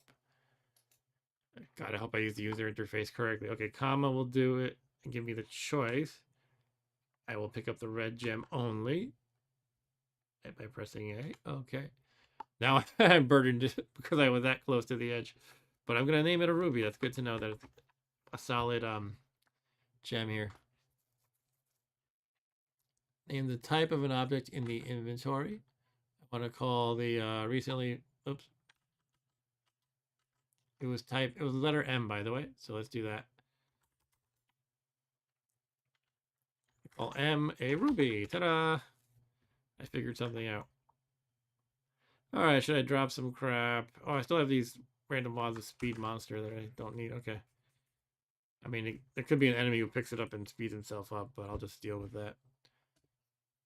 All right, so now there is another. I'm going to pull this map up real quick. In the lower left corner, there's another secret door I can check out and find another pile there. You know what? Should I just pick up this gray stone if I know it's not a lodestone? I guess I might as well. Of course, I'm encumbered again. Of course, we'll drop the other on the speed monster. That's gonna be the pattern here. Oh, my poor kitty died. Nermal was serving me so well. You have a sad feeling for a moment that it passed. So what killed Nermal though? That's disturbing. That something on this level. He was a badass. He was killing everything. Oh, Eric's gone. All right. Thanks for joining and chatting it once again, Eric. I'll see you soon, man. But rest in peace, Nermal. I wonder if that was a trap, or is there like a big badass boss here or something? I don't think there's a big badass boss. Could just be a trap got him. Or it could be something like a Gnome King. I found any kind of intelligent humanoid type that swings their weapon seems to kill pets much more often than anything else. It seems like they tend to focus their attack on it more often. Did the Sasquatch kill it? I hope it wasn't that. Did you pick on a Sasquatch, you stupid cat? Anyway, I'm gonna want a new pet. I mean, it is fine to operate without a pet. It can be tedious to like lead them through the dungeon and try to get them to go down the stairs with you, but they are good to have in a jam for sure. And it's just kind of fun, right? It's kind of neat. Oh well. Look, for now that pet is dead. Why don't I just use the lockpick instead of kicking down the door? I use my Osaku. You succeed in picking the lock, and here's our next pile. Once again, I'm verifying auto pickup is off. Greystone. Okay, this is like that other pile, except this one has this one's the Luckstone, I believe. I believe it's this one. Luckstone on top, worthless red glass, then a ruby. So that's cool. Let's see if there's any other kind of ambiguous piles that it could be. Hey, Fluffy Bubbles, how's it going, dude? Fluffy says, hey there, how's the run going? It's going all right. I'm finishing up the Gnomish Mines. I am in the final level, which is called Mines End. There's 3 different level layouts for Mines End. The one that I'm in is called the Mimic of the Mines. And I'm using the spoilers to make it cheap. In other words, I'm not figuring out all the secret doors myself and what all the stashes are. Because I'm cheap. No, I've long since resigned that the best way to play Nethack is just looking at stuff up in the spoilers. Otherwise, you have to just spend so much trial and error, and it's almost like you dedicate your life to the scientific study of Nethack. You have to keep meticulous logs and stuff like that. Or you could just roll with it and let random stuff happen, but I did that for years, and I always died. Anyway, Greystone that we know is not a lodestone, so this one is out, and we also already found that one. Yeah, it's definitely this pile here. So that's this pile here. So it is a Luckstone. I'm gonna pick that up for sure. Mimic of the Mines is ridiculous. Oh, why is that exactly? Just how ridiculous it would be to figure out on your own, I guess. How to figure out what's what. All right, so I'm gonna pick up this Luckstone and the ruby, and I will name capital O a Luckstone. Hurrah! I have 2 Luckstones. Do 2 of them stack? I feel like no, but it's probably worth looking into. Let's take a quick look. And again, taking my time in this run, and I'm calling it Nethack and Chill, so I'm just looking things up as I need it, explaining things to the audience as if they're noobs. Yeah, the secret door is right. So Fluffy says it looks like a regular mines level, and the secret doors are so well hidden. Right. So it modifies the player's base luck and luck timeout. Well, carry, that's really nice. The Barbarian Quest artifact is an artifact Luckstone. It has 3 luck, woot, and can exceed the ordinary maximum of 10 in this way. Curse gives negative, as you would expect, kind of.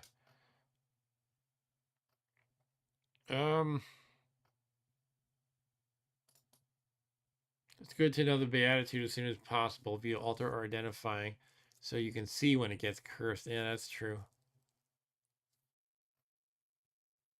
Backup lookstone in a container or in a stash may be useful. Okay. So it sounds like they don't actually stack, but it's good to have a backup handy, is what they're saying. All right.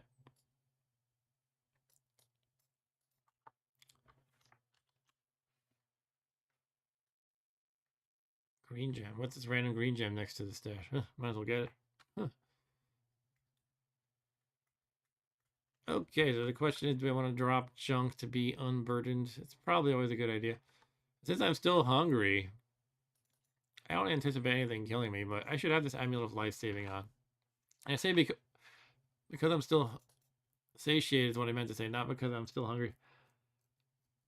I don't like running around satiated. It abuses your one of these two, destitution or God, I'm tired. I'm starting to run words together. It abuses your dexterity or constitution. And as I mentioned before, I generally like to avoid eating while satiated. Now, as I also mentioned, wearing rings will make you hungry faster, as will amulets, though. So that's kind of the downside to wearing the amulet. But hey, extra life, it's good to have that on if you're not, well, if you just want to drain your stomach, or, you know, if you want to be able to expect the unexpected, essentially. So I basically have three things draining my stomach faster: the 2 rings and the amulet. These are not like the rings I want to keep forever. I want to. There's better rings you can get, and conflict can be amazing sometimes.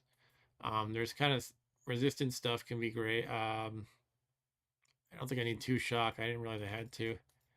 I'll just dump one of those. Um, but yeah,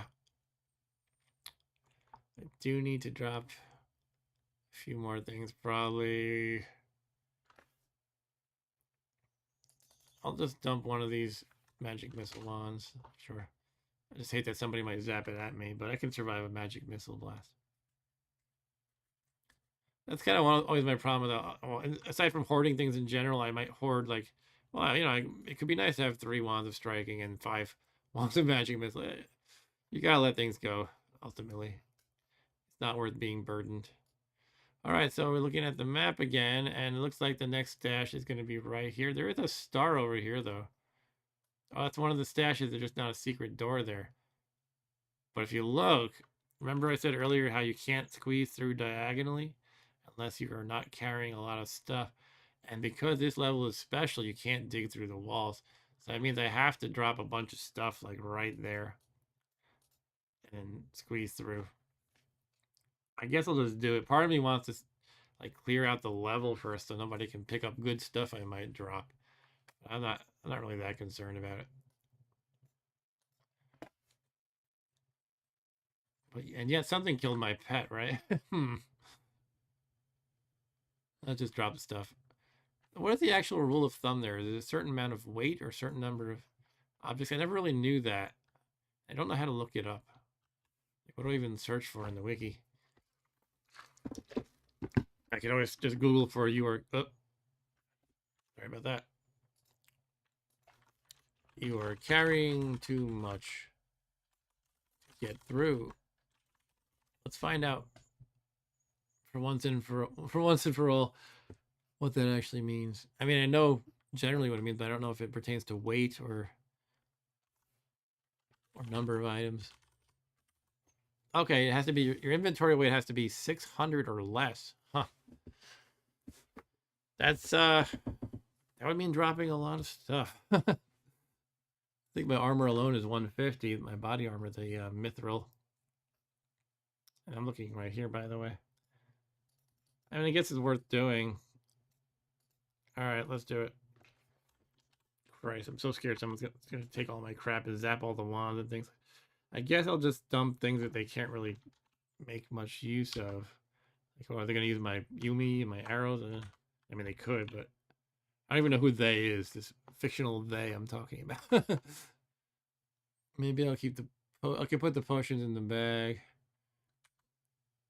Rings barely weigh anything. I don't even. Oh, they're there. Let's just do it. Conflict. Is it bad to have conflict? Ones, yeah, let's drop them. Drop of earthquake, sure. Drop the bag, sure. Okay, I'm dropping a ton of stuff. I can squeeze through, but there's no stash here. Did I misinterpret the map? It's supposed to be on the space that I'm standing on. Unless the star doesn't mean what I think it means. Oh, maybe that's why I found that random luck stone. It could be the gnome I killed who was holding it just kind of walked into here and took that stuff. That's probably all it is. I don't recall if there was other stuff too, though. But wait, there's only one. Huh. That's funny because I found what I now know is a luckstone on that gnome, but there's only one real luckstone in one of these designated stashes. So I just and it wasn't a mimic pretending to be a luckstone because I'm carrying it. So did I just randomly luck into an extra luckstone? No pun intended here. Okay. Oh, you know what? It does say that one stash can be nothing. So maybe that's all the only reason why there's nothing here. But I'm still puzzled by that gnome carrying the random luck stash. It just seemed to be random. It's funny. And it's a confirmed identification.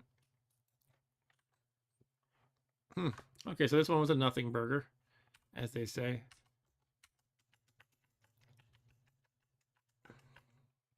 Two stones called Luckstone. That's funny. Okay. Moving on to the next stash. I guess we will go here through two secret doors. So basically we go around, go right around this corner left.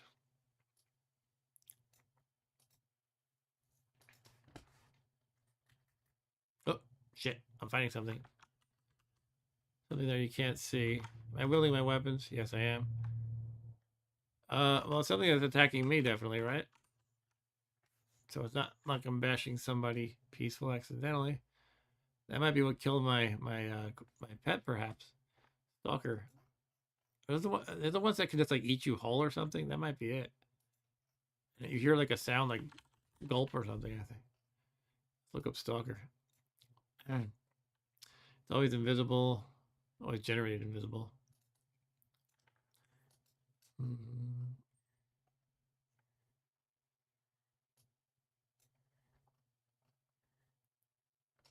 Eating a stalker corpse or tin. No, they're not the ones that eat you. Or tin will stun the character and turn them invisible for 50 to 149 turns. Eating one while already invisible will turn the player permanently invisible and convey the see invisible intrinsic. That's right. Wow. I mean, you can't go shopping anymore at that point. Because the shopkeepers won't allow invisible guests. But that can be quite good. But I don't have any means of turning invisible voluntarily right now. I guess all I could have is a potion of invisibility, but I don't, like 99% sure I don't have that. Hold on, yeah, I don't have that. All right, so I don't see a real reason to stun myself and go invisible for.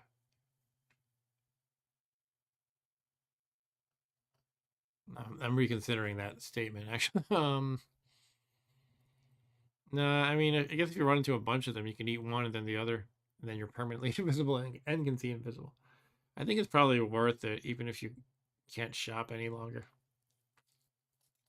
Shopping's mostly useful early on in the game anyway. All right, I don't know. Should I eat for the fun? Well, I am kind of full still. I want the satiate to go away because I'm pretty sure I'm going to abuse whichever one of these guys. I never can remember whichever one gets abused by satiated. So let's not fill myself up anymore. funny thing is I'm running around so much with 2 rings on and an amulet and still not losing satiated status. Random white gem.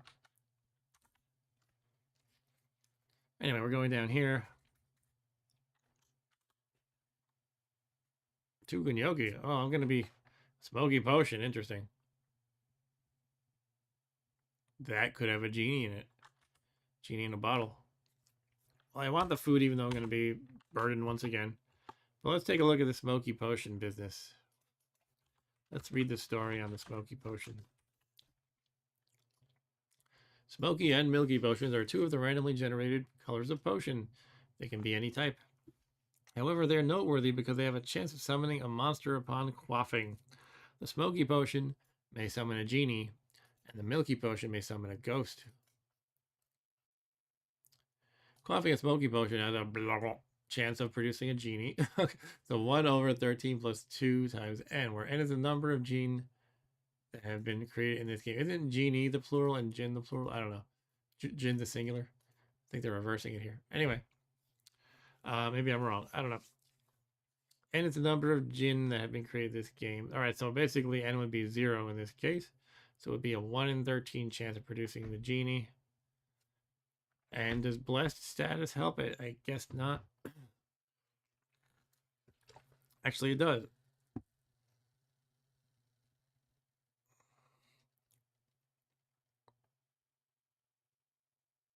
Oh, okay. Blessed helps if you actually get a genie. Increases your chance of getting a wish.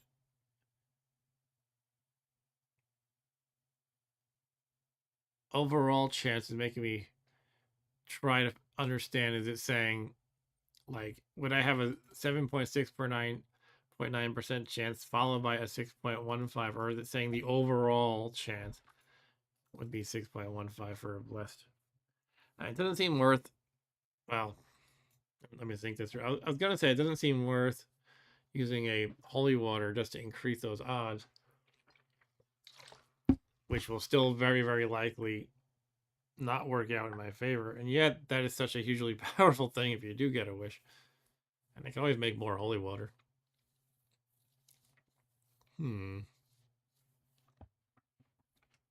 Milky Potion. I don't really care about the ghost.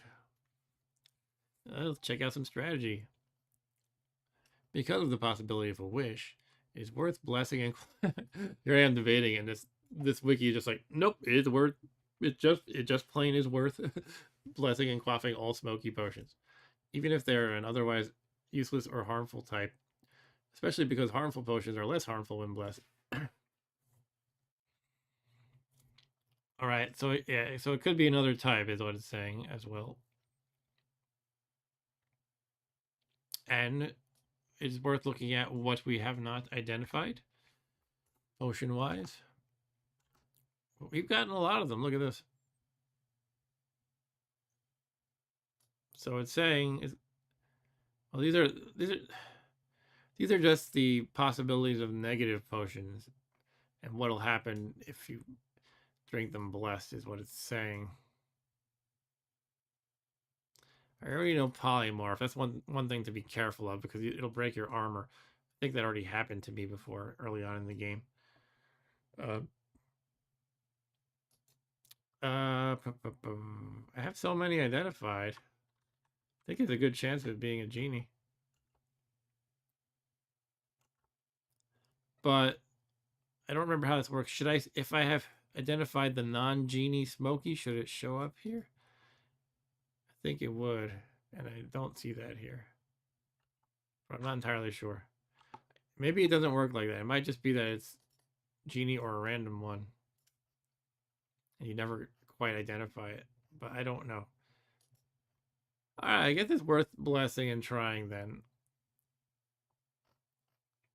Yeah, let's do it.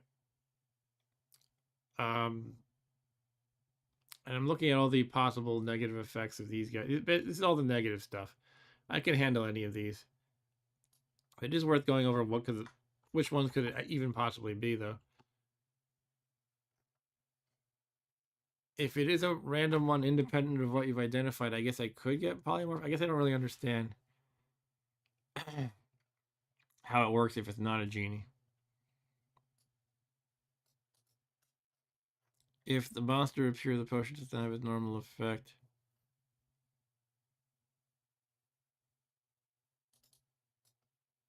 Mm. The effect of quaffing a smoky potion does not depend on whether or not you have identified that type of potion. Okay. If you identified smoky potion but have forgotten which ones they are, you can use backslash, which is what I've been doing, to check your current identification knowledge. Okay, what is that telling me?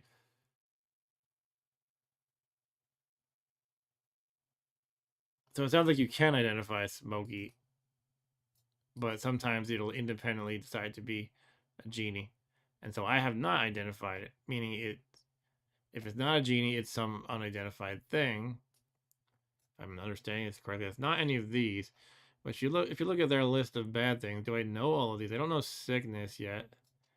I do know confusion. I know hallucination.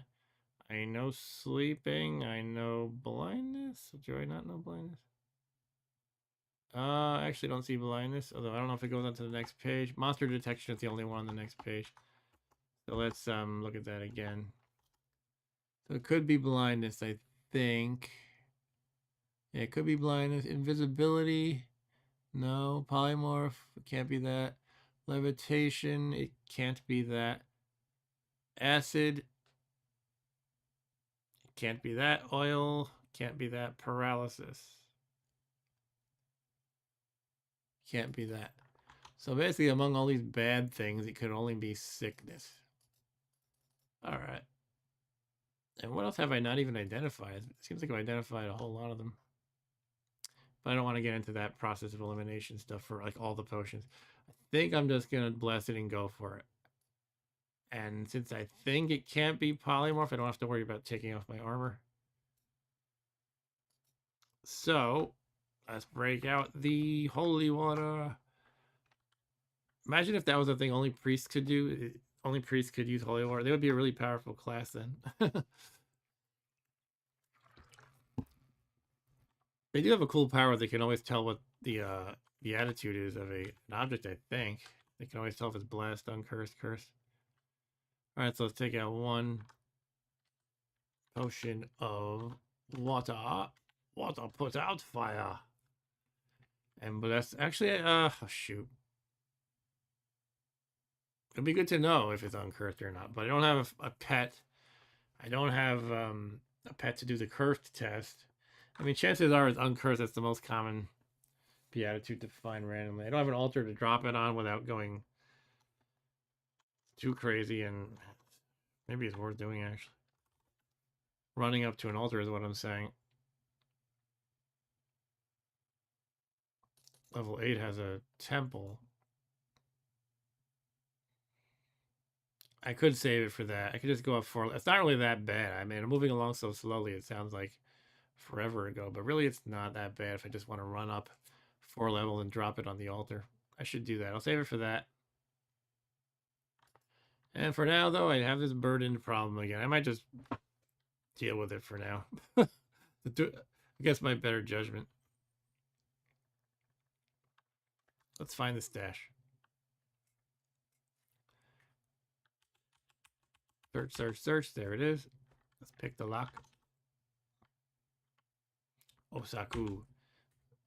Unlock it, yes. And there's another one.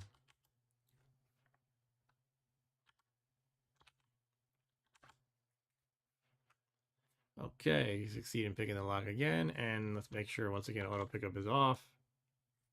Wait, that's a small mimic. Oh, no! You hit the mimic, you kill it. Please tell me the stupid mimic isn't what killed my pet. I think it must have been the stalker. I don't know. That's so pathetic, though. Did I say dog? I meant my cat. I was attached to Nermal, the world's cutest kitty cat. Anyway, what could this stash be? We have, on top, there's a violet gem and a green gem and 2 white gems. Oh, and the mimic pretending to be a touchstone. There's a couple of mimics. Okay. So what do we got? Violet, green, and 2 white. 2 white.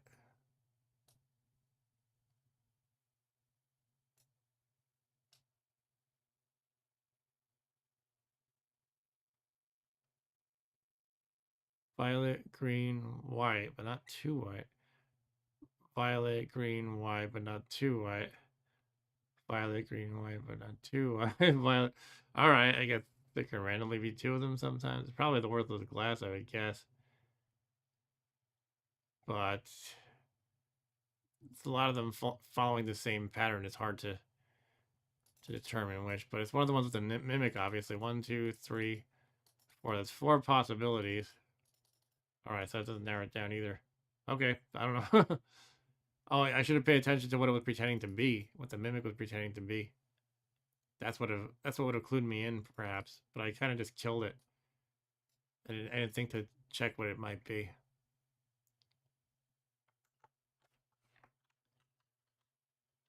Yeah, the history doesn't give me a clue for that. I should have looked at it with the look command. Oh well. So I'm picking up some unknown gems, and basically every combination looks like, where one of them could be worthless glass. I could try to narrow it down by figuring out the others first, but I'll need to like check these off because I don't really remember at this point everything.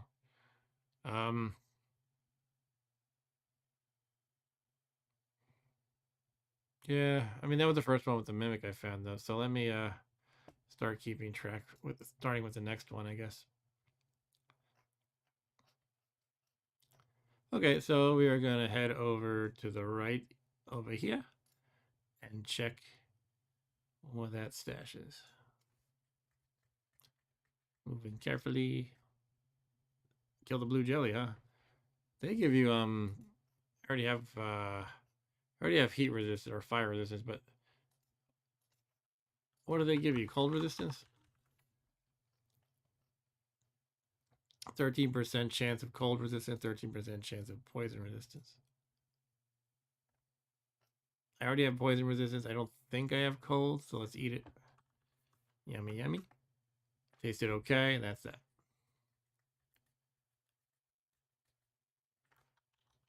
Sorry, let me pull up my mappy.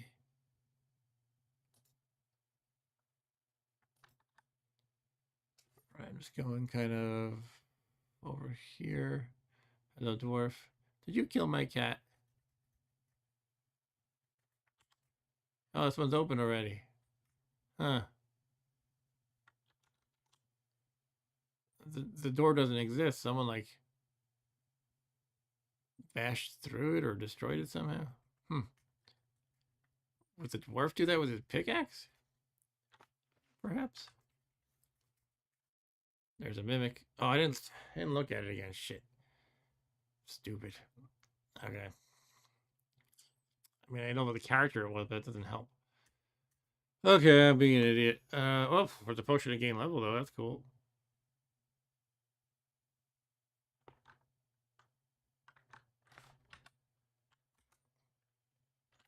I'll take you that.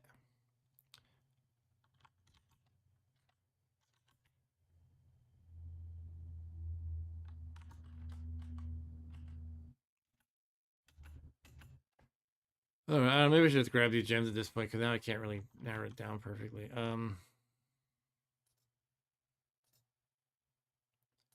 So let's think.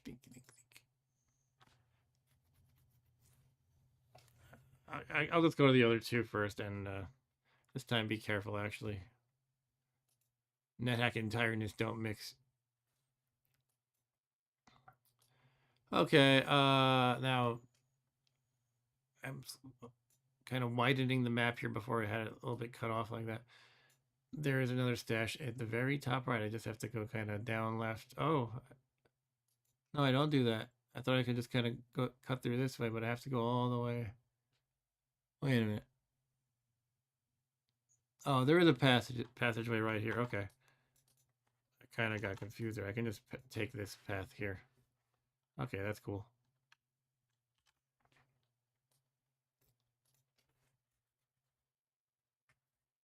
9 rocks.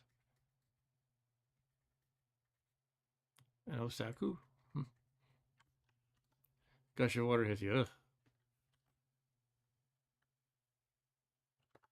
Don't like that. Don't want my stuff to rust. It's not rust proof.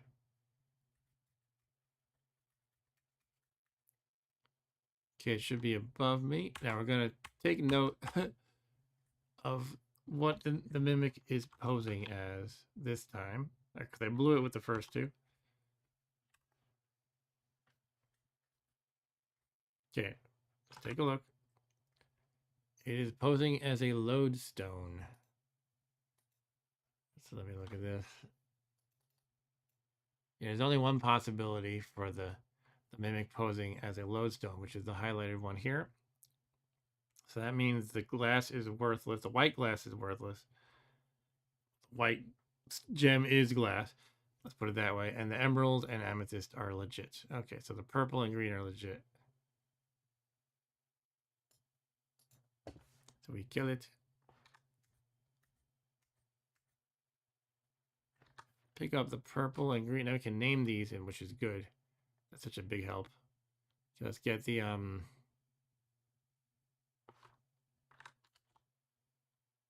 right, I was just making sure of the order here. Though it wasn't matching when I hit comma. If you see that, it doesn't order them the same way as when I look at what's here. That's fine. We're going to take the violet gem, that is you, and name that as amethyst. Cool, we have a gem identified. That feels really nice. And the green gem is emerald. So that is slot Y. And that is an emerald.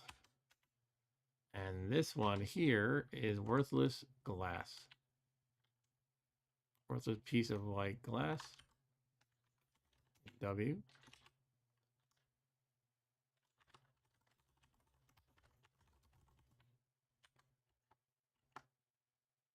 Awesome. Let's dump all the other worthless white glass. Cool beans. The green gem. Do we know if that's garbage then? I guess we don't. So let me just take note because I'm bound to forget about shoot. I got all this crap here, all my notes here. About sequel.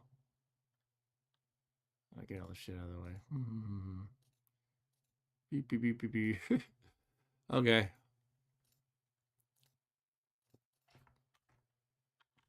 So let's take note of that.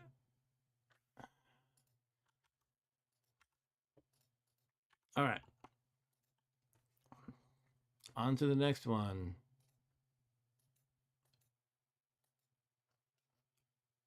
So we're going to go down, far down to the bottom and left a bit.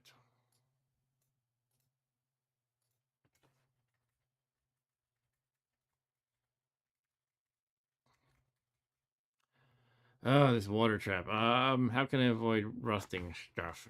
If I just take off the armor, and does that make it safe from rust? I don't want my iron helm to rust. The mithril is safe. This is safe. This is safe. This is safe. I think I'll have to. What about the katana though? Would that rust? I think it might. Let's look at the mechanics of rust trap just to be sure. But I think I can just stop wielding the katana and take off the iron helmet. I should be good. Any worn or wielded item can potentially become wet. For unprotected iron items, this will cause rusting. Whenever the trap is activated, it randomly picks an armor slot to target instead of looping over every armor slot. That means no item is strictly guaranteed to become wet. What about the wielded stuff? Same, I guess it's probably the same thing. It counts as one of the slots. Excuse me. Alright, so all I have to do is unequip it. And silver cannot rust.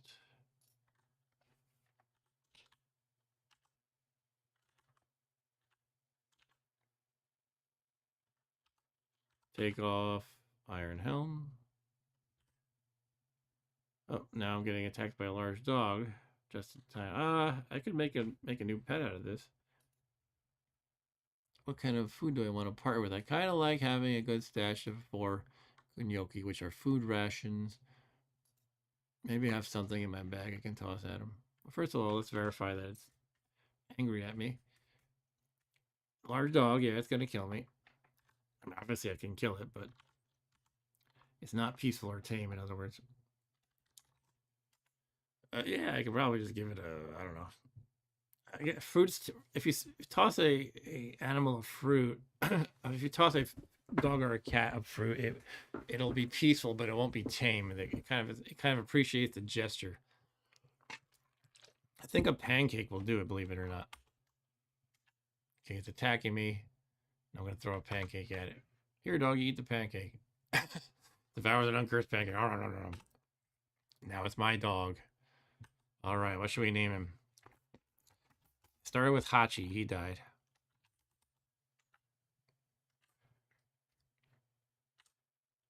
Any thoughts in the chat? What I should name my dog? I'm just gonna pick something random from pop culture, probably. If there's no ideas, maybe I'll call him Cujo or Odie. We had Nermal, so maybe we should go with Garfield characters. We'll go with Odie. Yeah, I'm gonna go with that. All right, so back to the original plan. We were gonna walk through the rust trap now that we're not wielding or wearing anything iron. Go away, gnome. Dog eats gnome. Okay, now we can wield the katana again. It's kind of complicated to do this. Let's see. Not wielded. What if I do two-handed now? That'll. Yeah, there we go. Now it's being wielded. And we're gonna wear the dwarvish iron helm. Okay, cool. All right, so I think we were gonna head down. So I'm gonna put him on a leash while he's enjoying that gnome corpse. I'll let him enjoy his meal. That's what Nermal would have wanted. Now he's fighting the dwarf. Don't get killed again. All right, he killed the dwarf. He killed Hank, the angry dwarf. Okay, so where are we looking here? I lost my browser. Okay, so right to the left. Not left to the right, but right to the left. Fly the Osaku. Yes. Go through the door. And let's look again this time. It is a... Oh, this is the one I don't know. I already know what a luck stone is, and I know what a lodestone is. I believe that narrows this down to a flintstone. Let me look at the list here again. Last time we got this highlighted one. Oh, a touchstone. I don't know if I identified that. But I might have. I was using a touchstone. I might not have named the entire type, though. In other words, I might not have that identified properly.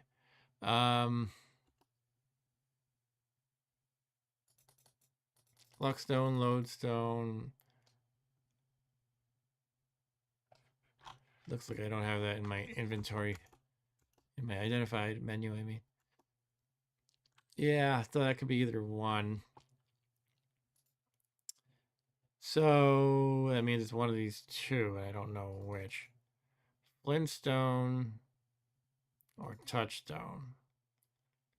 I think I can narrow that down through using it. Right? You can rub any, whether you rub or you apply any touchstone to any gem. And if you try to do that with a flintstone, that's not going to work. Oh, I don't have the. It's a mimic looking like one. All right, so yeah, as you can tell, I'm tired. And I probably will wrap up this stream within like 20 minutes. So essentially, I don't have any information about these other three. I played that pretty crappily. Oh well. I'm trying to think of it. Actually, I might have some info because I've identified now what an emerald is. Like for example, if it's this stack, I don't know because I just recently identified emerald. All right, let's just go and kill the mimic and see what we see. See what our character sees. It's a large mimic this time. Not a problem though. We killed that. All right, so we see the amethyst followed by green gem and white gem. So it's not this one. And therefore it must be this one, the flintstone, right? We had narrowed it down to flintstone. Mimic acting as a touchstone or as a flintstone. So yeah, the real amethyst, worthless green glass, and a diamond. Cool. Part of me just likes being able to identify this stuff more than anything almost. All right, so we have our amethyst, and we can name the green thing on the ground worthless green glass. I think we can do it without picking it up, right? Yeah, the type of an object on the floor. Corpse can't be assigned a type. Oh, it picks the topmost thing in the pile, unfortunately. Let me just pick up the green gem. It won't hurt me. Just have to remember the slot. It is V, capital V. We're going to name, type capital V, worthless piece of green glass. And now we can drop it. I had 2 of them. I already had 1, basically. Okay. The white gem we know is a diamond.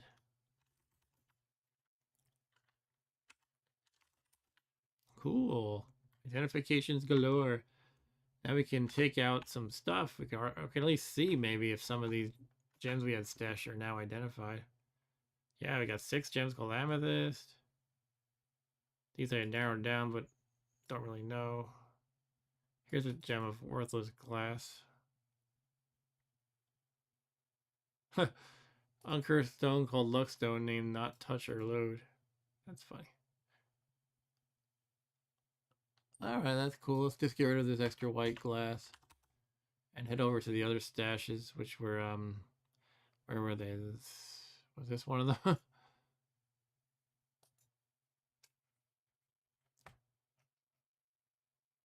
Are there any more to explore, though? I guess not. Yeah, so here's the map again. I think we got all of them. Just 2 of them I left on the ground because I messed up the looking at the mimic. I didn't look at the mimic.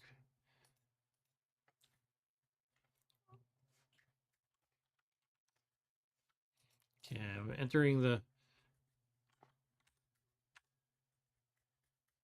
time when my number pad just doesn't want to respond. There it goes finally.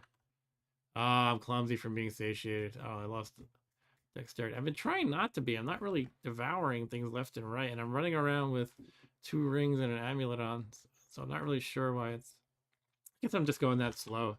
So my real time feels like forever, but it really hasn't been that long. Anyway, I have to get my dexterity up again at some point. It kind of sucks.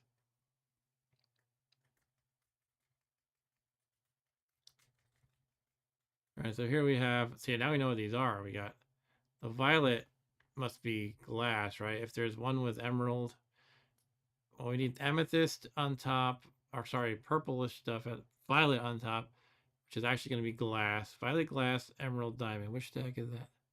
Doesn't really matter anymore, really, but it's this one. So that mimic was pretending to be a luckstone for what it's worth.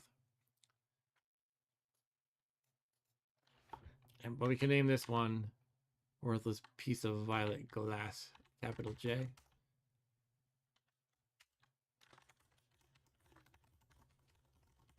Hooray. Drop the J, pick up the diamonds and the emerald. Wow, nice.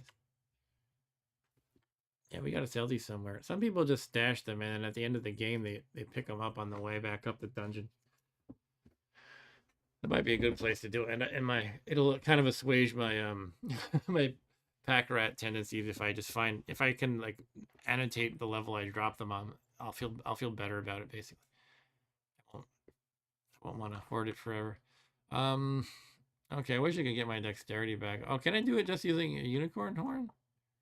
Does that work with exercise? I mean, like abuse, whatever it's called. Yeah, it's back. It's 18. Unicorn horns are so overpowered. And they are nerfed in 3.7. I'm on 3.6 still. I think this is the very thing that it doesn't help with anymore. Right now, they're so good. They have no charges. You don't use them up. You can cure pretty much any negative status with them. You can cure any kind of, loss of ability, like from what I just did or poison or anything. They're just so good. When I first started playing this game, as I mentioned earlier, I used to not play with any kind of spoilers or as few as possible. I used to assume that unicorn hordes must have had charges, so I would collect them. I try to have like 4 or 5 of them on my person, I'd be like, well, it's got to have charges even if I can't see it. Because how could it be this powerful? But they are that powerful. Now, where was the other remaining stash actually? Was it this one? No, I've lost track. There should be one more with the mimic that I kind of messed it up on. Maybe it was that one actually. Well, I'm gonna go back here and check. I'll just check them all. Oh, quantum mechanic. Okay. Uh, so what happens if you kill an eat when you get teleportitis? I think. Well, it didn't leave a corpse for me. All right, fine. Hello, Jelly. It's only very cold. Look how much damage it did. Wow. Okay, I'm gonna. Oh, I killed it. I was gonna say back away a little bit, but I killed it.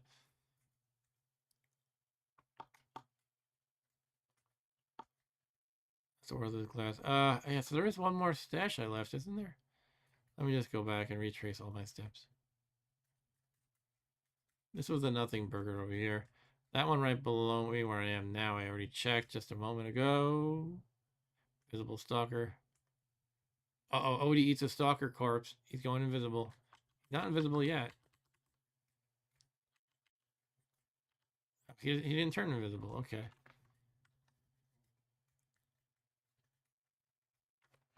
What's this, an elf mummy? Hey, I'm level 12. Nice. Oh, cool. Now I can upgrade? No, I probably need one more, I think. Yeah, if I need one more for the 3 points it cost. As I reviewed earlier, I need 3 skill slots to get my 2-weapon combat up 1 level. I could upgrade my bow, but I would rather do the 2-weapon combat by far first. But since I just gained a level, maybe I'll drink a potion and gain level. Maybe I will. But I think I don't know their beatitude. Blessed uncursed curse status. So yeah, so I'm gonna head up to that altar soon, like I was saying. I was already planning to do that for the purpose of the smoky potion. But hey, I can check everything basically. Yeah, if any of these are blessed, bottoms up right away probably. Thinking if I want to hoard them or not. I don't know. I think it's a good thing to do. To use a blessed one. Like now, if I can. Unfortunately, a lizard. I gained the XP for the lizard, so I won't maximize the utility of the potion of gain level. I'm kind of just being ridiculous.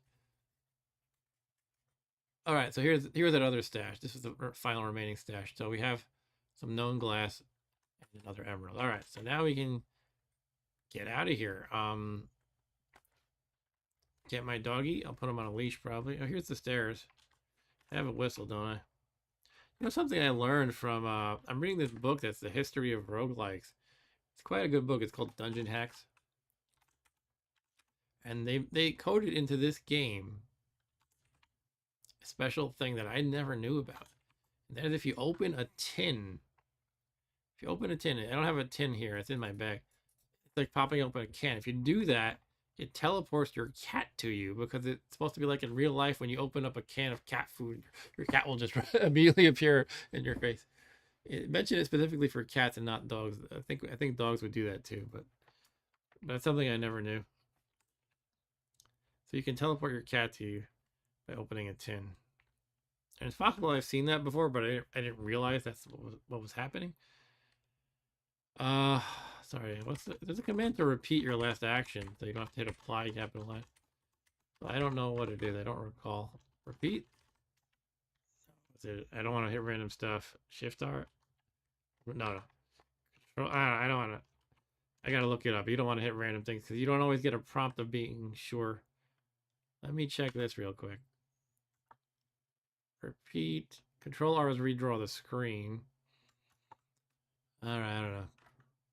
Let me just skim through it real quick. Let's see, repeat here. Oh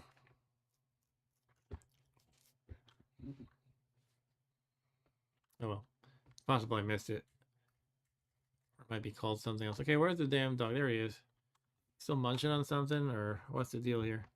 Put him on a leash. Come on, Odie, we're going back up. Did I have a stash of stuff? No, I had stuff I voluntarily abandoned. But yeah, we're going to go back up to level 8 and use that altar. It's not a co-aligned altar. It's an enemy altar. But you can still use those to drop your stuff on. Here's a glass piercer. The cloudy potion. That's not one of the ones that can be a special thing, right? Smoky and milky only. So this is actually a real potion I haven't identified yet, which is kind of cool. I might actually look at the whole process of elimination now. This is more than I thought. It's quite a lot. I think I haven't learned sickness, fruit juice of all things, and enlightenment. Let me verify if that's correct here.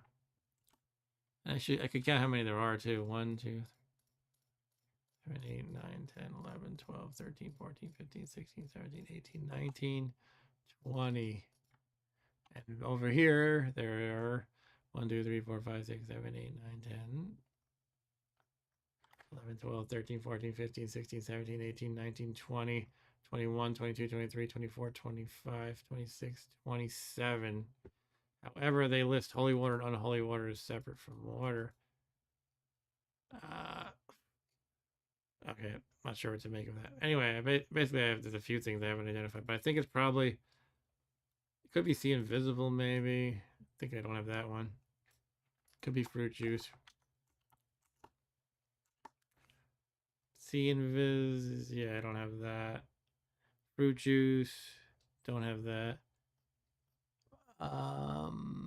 Do I have monster detection? I do have monster detection. All right, I'm just gonna hold on to it for now. And yes, I'm running around burden, which breaks my own personal rules. I'll have to figure out something soon.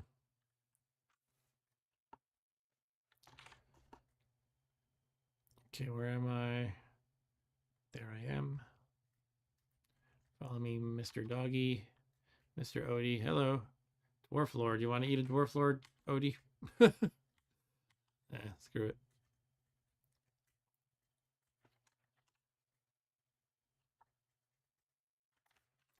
Sorry to make you whine. How are you feeling? I'm going to chat to you. He yips. Odie yips. Okay, we're going up to level 8, I believe, to get to the altar. We're going to head back up anyway. And go back to the main dungeon branch. Cockatrice. Back away slowly. I smacked it twice. It did not hit me. Alright, what's the plan here? Well, I shouldn't be burned. That's pretty dumb. Why did the I key not work? You don't have the window focus. Okay. I mean, I could just shoot my bow and arrow at it. Let's back away slowly, though. Wield the Yumi. Let's fire some element arrows to the west. Did not say you hit it. So it might not be lined up. All right. I mean, I have 2 lizard corpses on me, so I have that protection. But it would be nice if I was not like kind of in the dark here. Let's fire to my left, I guess. Nothing. Come on, dog, get out of the way. Damn it. I killed it. All right, cool. Verify I have gloves on before I pick that up. I have boots on. I was never sure if you need boots to even step on the space with it, but I always check it anyway. There it is. Cockatrice Corp. What do you say, guys? Should we wield it and smack things with it? Turn them to stone. Wield the rubber chicken, as they say. Oh man, how long is the top? Well, I didn't realize the top was cut off all this time, or did I just recently mess it up somehow? Always feel free to chime in and say, you know, hey, you got your top cut off here. I would appreciate that for sure. But anyway, I don't know if I just somehow accidentally messed it up. It's a recent development or not, basically. But let me fix that.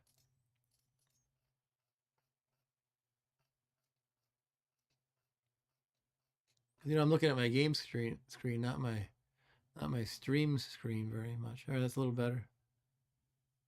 A lot better as far as seeing the messages. Okay, right then. I don't know. I usually play it like I'm scared to even go near these things. Last time, it was actually this very run. Maybe part 2 or so. I actually did wield the rubber chicken to pretty decent effect. I'll just hold on to it for now. I am burdened. I gotta be really careful. When you're burdened, you fall downstairs. When you fall downstairs, the cockatrice corpse kills you. I'm going upstairs right now, but I just have to really be careful of that. All right, I will be careful, I guess. I don't know. What happens if you like fall into a pit or something? Could it get you? Maybe I'll just leave it. And I just realized I didn't even pick it up. I'm just gonna leave it because by the time it's even useful to kill something, I mean, it's not gonna be something dangerous. I mean, it could kill the. I already looked this up though for this with this very weapon. I looked up whether I could use it on the. Shoot, he's in a pit. On the temple priest of the opposing alignment, but it their god will zap you with lightning, so you don't want to mess with that. All right, so here's the level with the altar of the opposing alignment. Fluffy says, "Sorry for being quiet. Work has been busy." Hey, no problem, Fluffy. That's cool, totally. But yeah, just to anybody though, if you see a problem with, like I had the messages truncated, just feel free to let me know in the chat. I want this to be presentable to you guys. So if there's something wrong, I want to fix it, right? And I'm accidentally wielding my bow. But if you're entertained anyway, even if you can't read the messages, I guess that doesn't really matter. But I just feel like my wisdom stat has been abused. I feel foolish for not displaying the full messages at the top. Anyway, let's go and check these beatitudes. All right. Items of unknown, blessed, cursed status. I guess I should take off some of these weapons and armor. What's on the space? Okay, it says altar to Susanowo. Chaotic. Maybe it's a woman named Susan. Oh. All right. Let's take off the armor.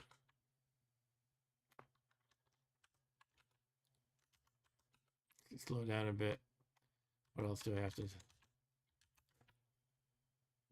Oh, the mithril coat. I should take that off.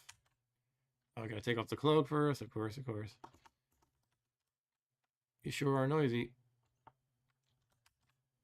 All right. Take things out. I have the unknown blessed curse staff. So it's gonna fill my slots, but that's okay. Here we go. Mass beatitude identification. Amber flash. Cool. The mithril coat is blessed.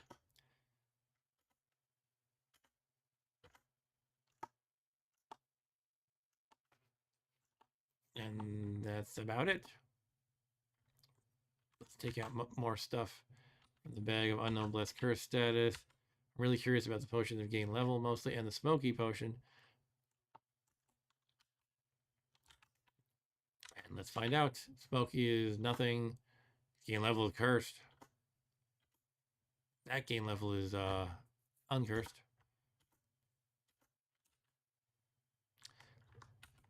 First of all, let's not pick up the worthless glass. Okay, that was good. Good to know this stuff. Too bad the gain level is cursed, though. I mean, you can make it uncursed and then even go a step further and make it blessed, but yeah, it's kind of a pain to use so much of your holy water on that. I'll pick up the glass. All right, so that said, we want to use the yeah, let's do it. We're going to use the holy water on smoky potion and try to get a genie to bless our stuff. A part of me goes, I should go away from the temple priest in case something goes wrong, but I really don't know what could. I just kind of don't want to be near him. and somehow risk pissing off his god. All right. And I would like to get more holy water, but I need to find a fountain. I have this marked as having 1 potion of water. Sometimes I let annotations get out of date, though, unfortunately. But a sink can be turned into water, turned into a fountain. So I could always just go up 1 level, and that could be my source of dilution. You have to dilute the potions to make holy water. You turn them into potions of water. So the question would be, what do I even make into it? I would happily make healing into water. I would happily make a diluted potion of sleeping into water. Don't want to turn the game level potions into it. Smoky, I don't even know what it is. Cloudy, I don't know. Oh, Smoky's. It could be the genie. I'm going to use it regardless. Full healing is good to have. And do I even have anything else in the bag? Well, I got 3 potions of holy water. But I'm gonna use one of them. Let's. Can this genie attack you? I better look that up. I don't think he can. But I should be prepared. Like, just so I know what to expect. Let's pull up the wiki again. One of the few monsters in the demon monster class that is not a major demon. So they can fight. Will they fight me, though?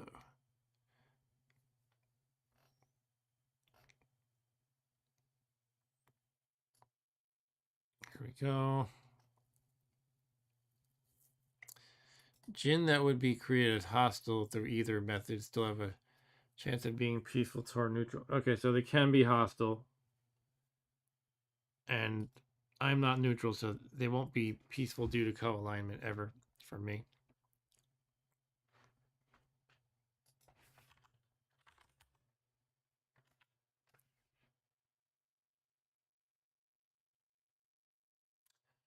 All right, so I should just be prepared for a comment. I don't think they're that tough, but I don't want to have, like, I don't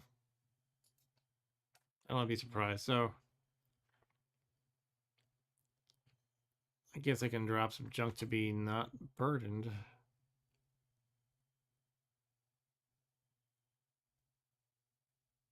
Did I take out the holy water? Is it not there?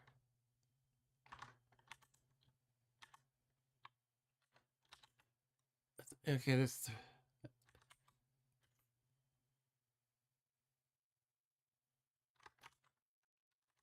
What's going on here? I took one out, and now I have 3, but I don't see it here. Well, I'm that tired I can't find it. No, simply not there. Did I drop it? Did I drink it accidentally?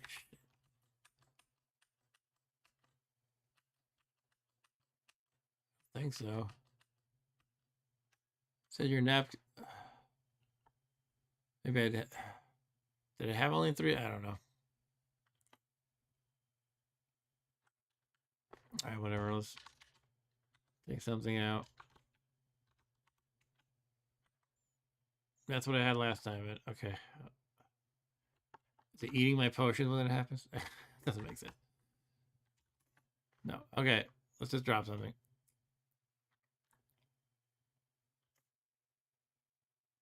Or let's put these gems in the bag.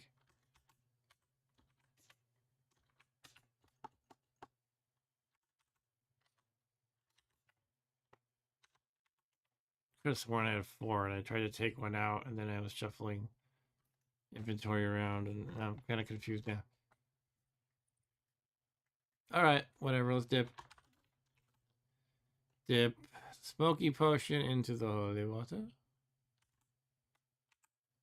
Here we go. Well, let's first try to be unencumbered. I'll put my bag over here, maybe. Why am I walking over here like it matters where I am?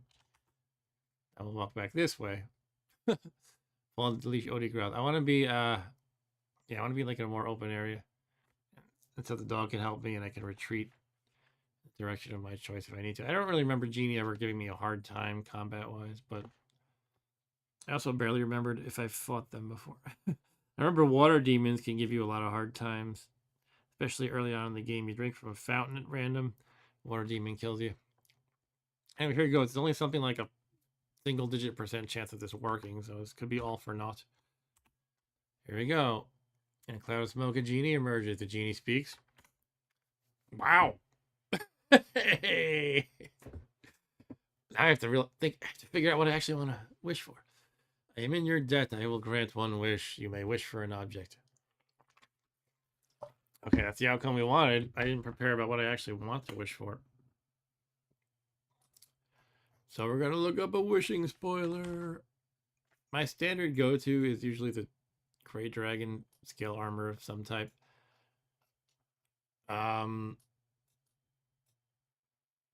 But I might be able to obtain that naturally anyway. I know I'm gonna look at this page for some ideas. Forbidden items, yeah, fine. You can wish for some artifacts. I already kind of have my artifact weapon. Doesn't necessarily mean it's a bad idea. But if you wish for an artifact, your chance of receiving it depends on the number of artifacts, but not unique items that have already been generated. And the Smoky Genie, I got him, Fluffy.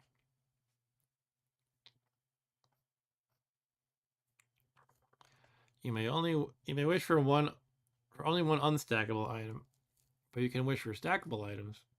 And the number that you wish for, the more you wish for, the lesser the odds of it actually succeeding. Otherwise, you only get one, so you got to, play it right. But look at this: it's guaranteed if you guess one, and it's 2/3 chance if you guess two. But if you fail, you get one. So there's no point in asking for one, right? You might as well go for at least two. Probably like 2 or 3 you'd want to do, typically. Exceptions to this rule: you can wish for up to 7 candles if you're that stupid. I guess I could save your ass in a jam, but why candles? Arrows, yeah, I don't want arrows. Gold pieces, I don't want gold either. Just get right to the point. What's the good stuff? Talk about beatitude, yeah. Usually you get the stuff like blessed rust proof +3, blah blah blah. The plus for the enchantment matters. The greater the plus you ask for is the lesser the chance of you getting any plus. Common wishes.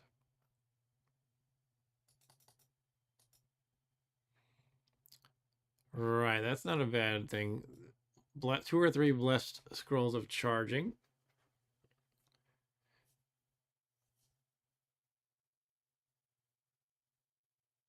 Yeah, they're saying in this case, especially if you got the wish from a wand of wishing, because then you could recharge the wand of wishing and get more wishes that way. But I did not get a wish that way. And it's still a good thing to get blessed scrolls of charging. But I'm not too thrilled about that right now, since I don't really have a specific purpose for it, or at least not a specific amazing purpose. Yeah, these are common early wishes. It would still be good for me because this is kind of like Dragon Scale Mail is kind of what you usually want to keep for the rest of the game. That's your forever armor. However, I don't know if I would rather have the magic resistance or the reflection provided by Gray Dragon Scale Mail or Silver Dragon, reflectively. I mean, it depends. Like, am I going to get Amulet of Reflection later? I forget exactly when you get that. What do you get from Vlad's Tower or something? A little rusty. All right, what are the other ways of getting magic resistance? And let's see what Fluffy said. This is back at the Smoky Potion subject. I discovered one a few years ago when I was desperate for healing potions. It ended badly. Let the genie kill you. Wand of Wishing. Let's just get another like a table. Let me just get right to that. I thought there was a table that makes it like clear. Just here's a bunch of good ideas, but I guess not. All right, so let's go back up. Say what not to wish for. Not wish for a unicorn horn. There we go. Here's the wishing spoiler. I think that's what I'm used to reading. This is like a really old school document. It is not up to date version wise. I don't know how much that matters. Probably not much, if at all.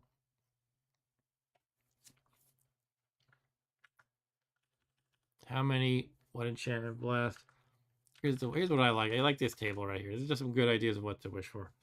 High priority, medium priority, and low priority. I don't know. It's their opinion about the priority, basically.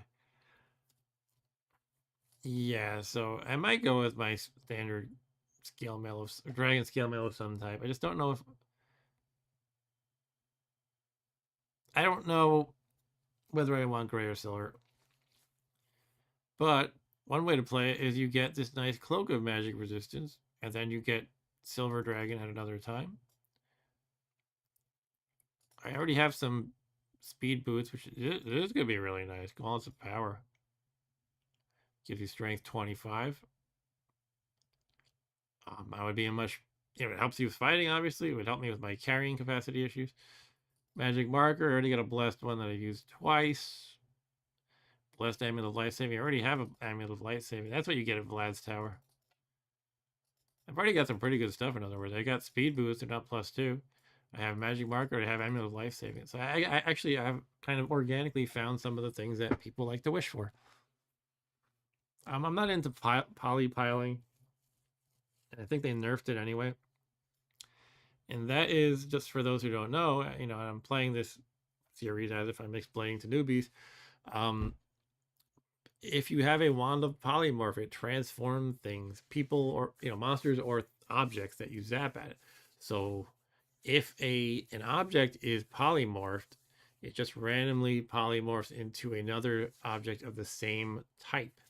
So what you can do is polypiling. You make an enormous pile, and every weapon, it could be a garbage thing like an orcish dagger, that'll transform into a random other weapon. So you put a big pile of garbage of all different types, and you just use the polypiling strategy once, and suddenly you have a bunch of random stuff. And maybe fishing through all of that, you find some really good stuff. Like you might put garbage scrolls in there that become a really good scroll.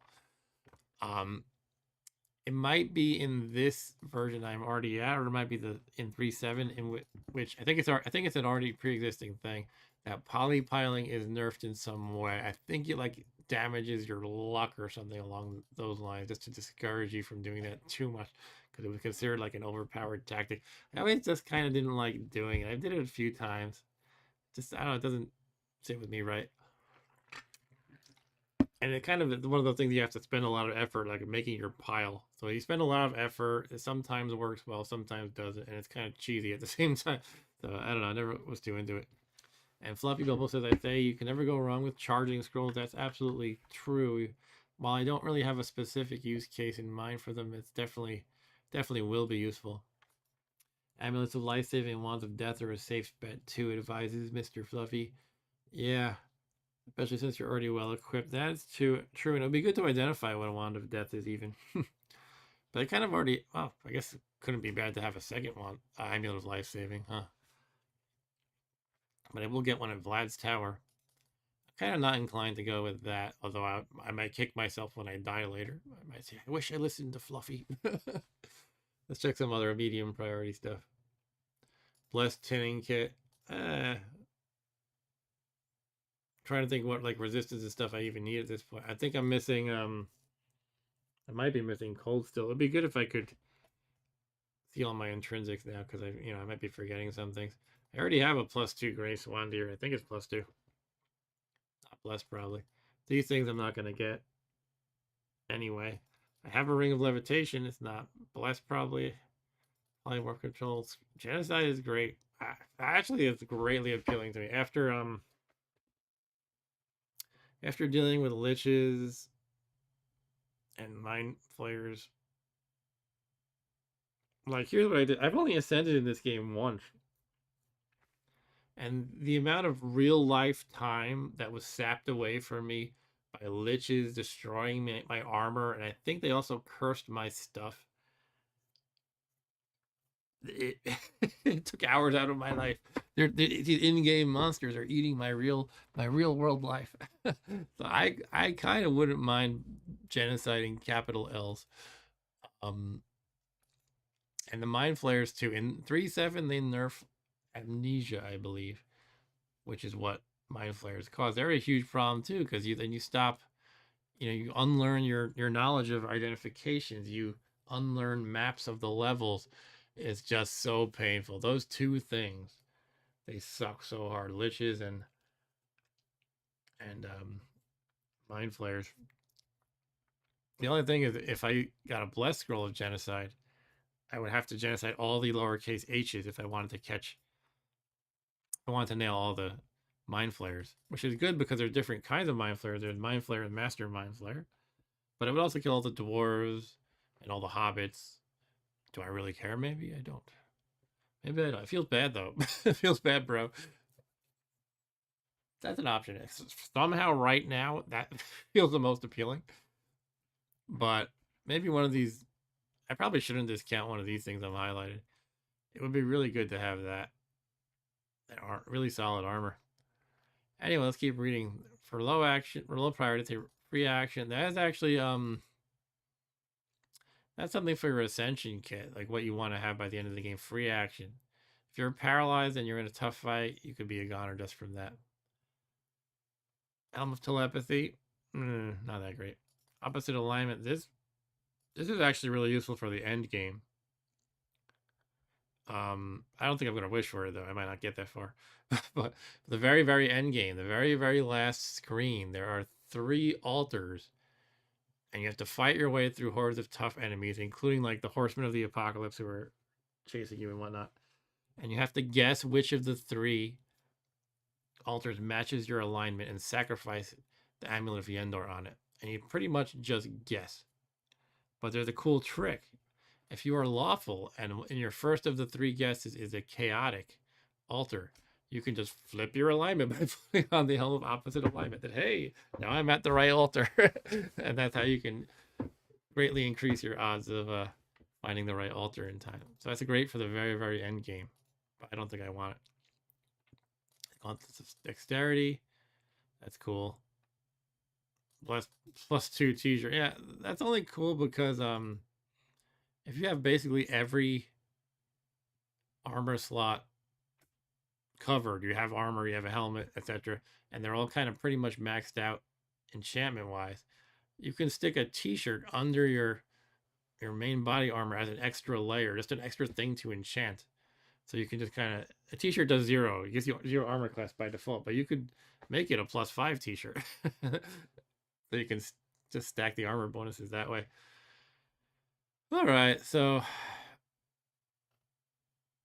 bless Cockatrice Corpse. I'm thinking I'm gonna narrow it down, and I probably have to wrap up the stream after this. This is just kind of, for whatever reason, this is really appealing to me right now. The 2 less scrolls of genocide. But also, I kind of like being a badass with gauntlets of power. That sounds like an awesome idea. Even though it's better for a Valkyrie, because that enables her to throw Mjolnir around, and it returns to her like a boomerang. But having maxed out strength would be huge, no matter what character class you are. Although especially for a fighter type like me. And it also helps me with the carrying capacity issue. That's my perpetual monkey on my back. Although, we also have these awesome... I think I'm going to basically go with one of these 3 guys, or the Gauntlets of Power, or... I think I'm going to say no on the Scrolls of Genocide, unfortunately. And now I'm thinking, wow. Think back to how many hours those liches cost you, Mark. Those damn liches. I don't know. My mind's going back up to the Gauntlets of Power. I think that's what I want. I think I'm going to do that. And hopefully I can craft my own scale mail, dragon scale mail at some point. Because you can find them. You find your own... I forget exactly what you have to do. I'll have to look it up. But you can find dragon scales when you kill dragons. And they're not in my experience. By the time you find dragons, they aren't that tough to kill usually. Don't know why. Um, I don't know if I'll ever find Gauntlets of Power lying around. I mean, I might. They're all good choices. For whatever reason, I'm drawn to the Gauntlets of Power tonight, though. I can always possibly get another wish, even. Charging Scroll, they're definitely good. Charging Scrolls are good. Genocide Scrolls are good. I think I'm gonna go with what my gut's telling me tonight, though. Blessed, Rust Proof, +2 Gauntlets of Power. Now, if you look at the enchantment table here, the more you ask for, the less likely you are to get it. But +2 has a pretty good probability, 4/5 chance. Once you get to +3, 3/5 chance, slightly better than 50/50. Now you can do that. I've done +3, +4, +4, +5. You simply do not want to do. +6, you have 0% chance of getting it. So, and if you fail the chance though, it gives you +0, I believe. Yeah, you get +0 if it fails. So worst case, I'll get my +0 Gauntlets of Power, but +2 is a reasonable roll of the dice. You could always play it safe and get a guaranteed +1. I think, yeah, +2 is usually the sweet spot. If you're feeling lucky, you go with +3. So I'm gonna go now with my exactly what they mentioned here: the Blessed, Rust Proof, +2 Gauntlets of Power. Now I have to make sure I type it correctly. If you mistype it, you could totally screw up your wish. Blessed, Rust Proof. That's just kind of a free bonus. You get the Rust Proof.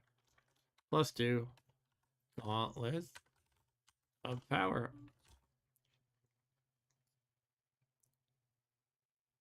And let's review the text just because I'm paranoid. Blessed, Rust Proof, +2 Gauntlets of Power. Let's do it. A pair of riding gloves. An innocent looking pair of riding gloves. All right, let's check out my armor class and my strength. As soon as I switch off gloves, I have -2 armor class and 1804 strength. Take off the Yugake. I have -1 armor class and 1804 strength still. Put on the Gauntlets of Power. 25 strength. Armor class -4. Ha ha ha ha ha. And they did turn out +2. Now, as long as I am at the altar here, I might as well confirm that they are blessed. Let's pick up this bag again. Oh man, I still got a little trouble lifting, even with all the strength. Jeez. Oh well, that was kind of one of the things I was hoping it would help me with.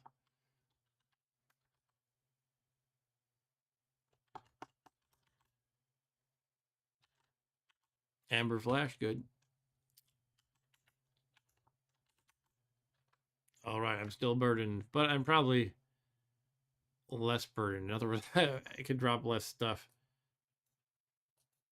to become unburdened. I guess I'll just chug the Yugake. Is there any reason I might want to have leather gloves as a spare? I could probably conjure up some weird case in my mind, but let's not worry about it. I'm dropping the Yugake.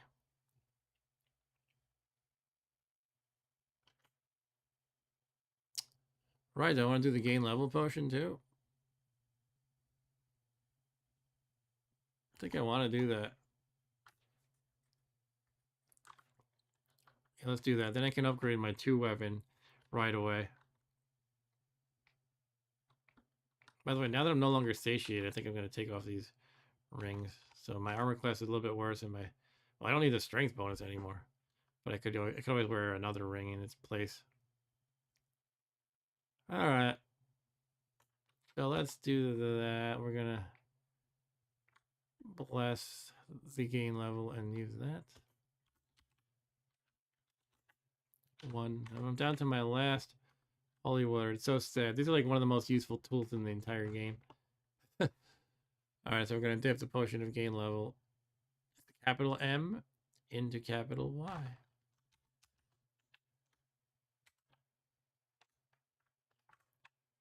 Here, a potion of gain level glows with a light blue aura. Let's quaff away. I quaff it in your general direction. Welcome to level 13, baby.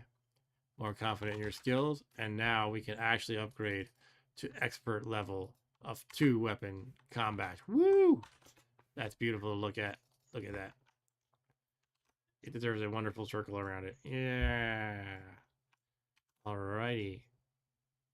Now, part of that means the longsword, when used in 2-weapon, will count as expert level because, as we looked at in the wiki earlier, it uses the lower of the two. When you 2-weapon, so basically the attack for longsword will count as expert now.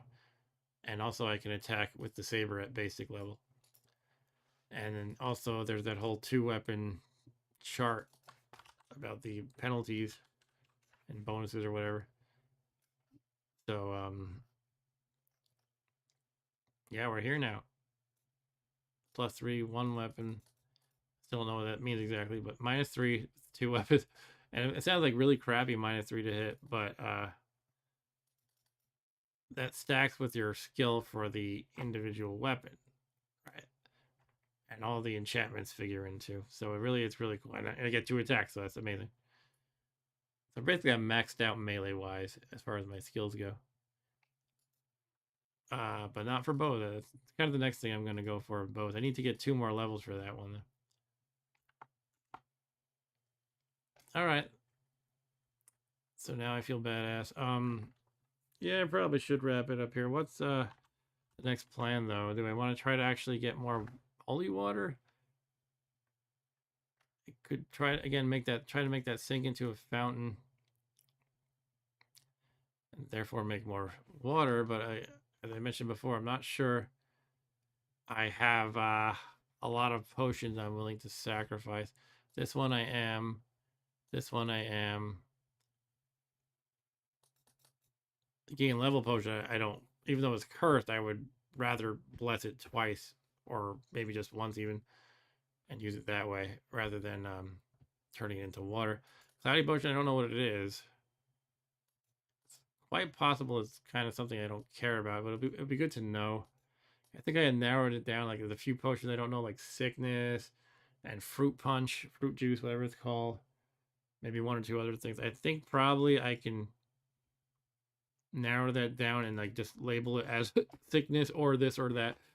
And probably that's worth diluting then. But I want to get a large batch before I do this holy water nonsense again.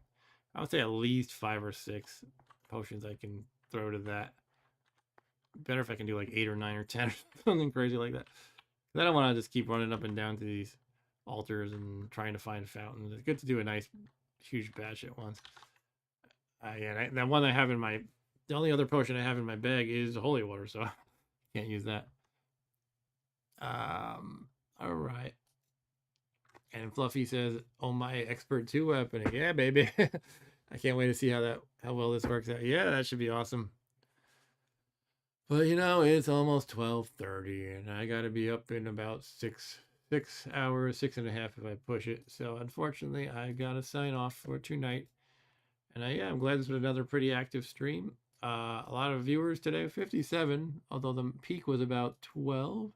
And thank you for the likes. I don't have a huge pile of likes for that pile of viewers. Maybe people are just enjoying watching but not hitting the like button. That's fine though. But yeah, I will try to resume this particular series again next week. And perhaps this Saturday I will play something with my son who likes to co-host on Saturdays, Mr. Rob Bob. But it's time to say goodnight to Emrin the Joshu. That's my samurai guy down here. And I'm looking forward to trying out my 2-weapon in conjunction with the 25 strength offered by the Gauntlets of Power. Yeah, and let's beat this game. Let's make this game my second ascension. It'll be with a samurai twice in a row though. All right. So that's all, guys. I'll see you next time. Take care. See ya.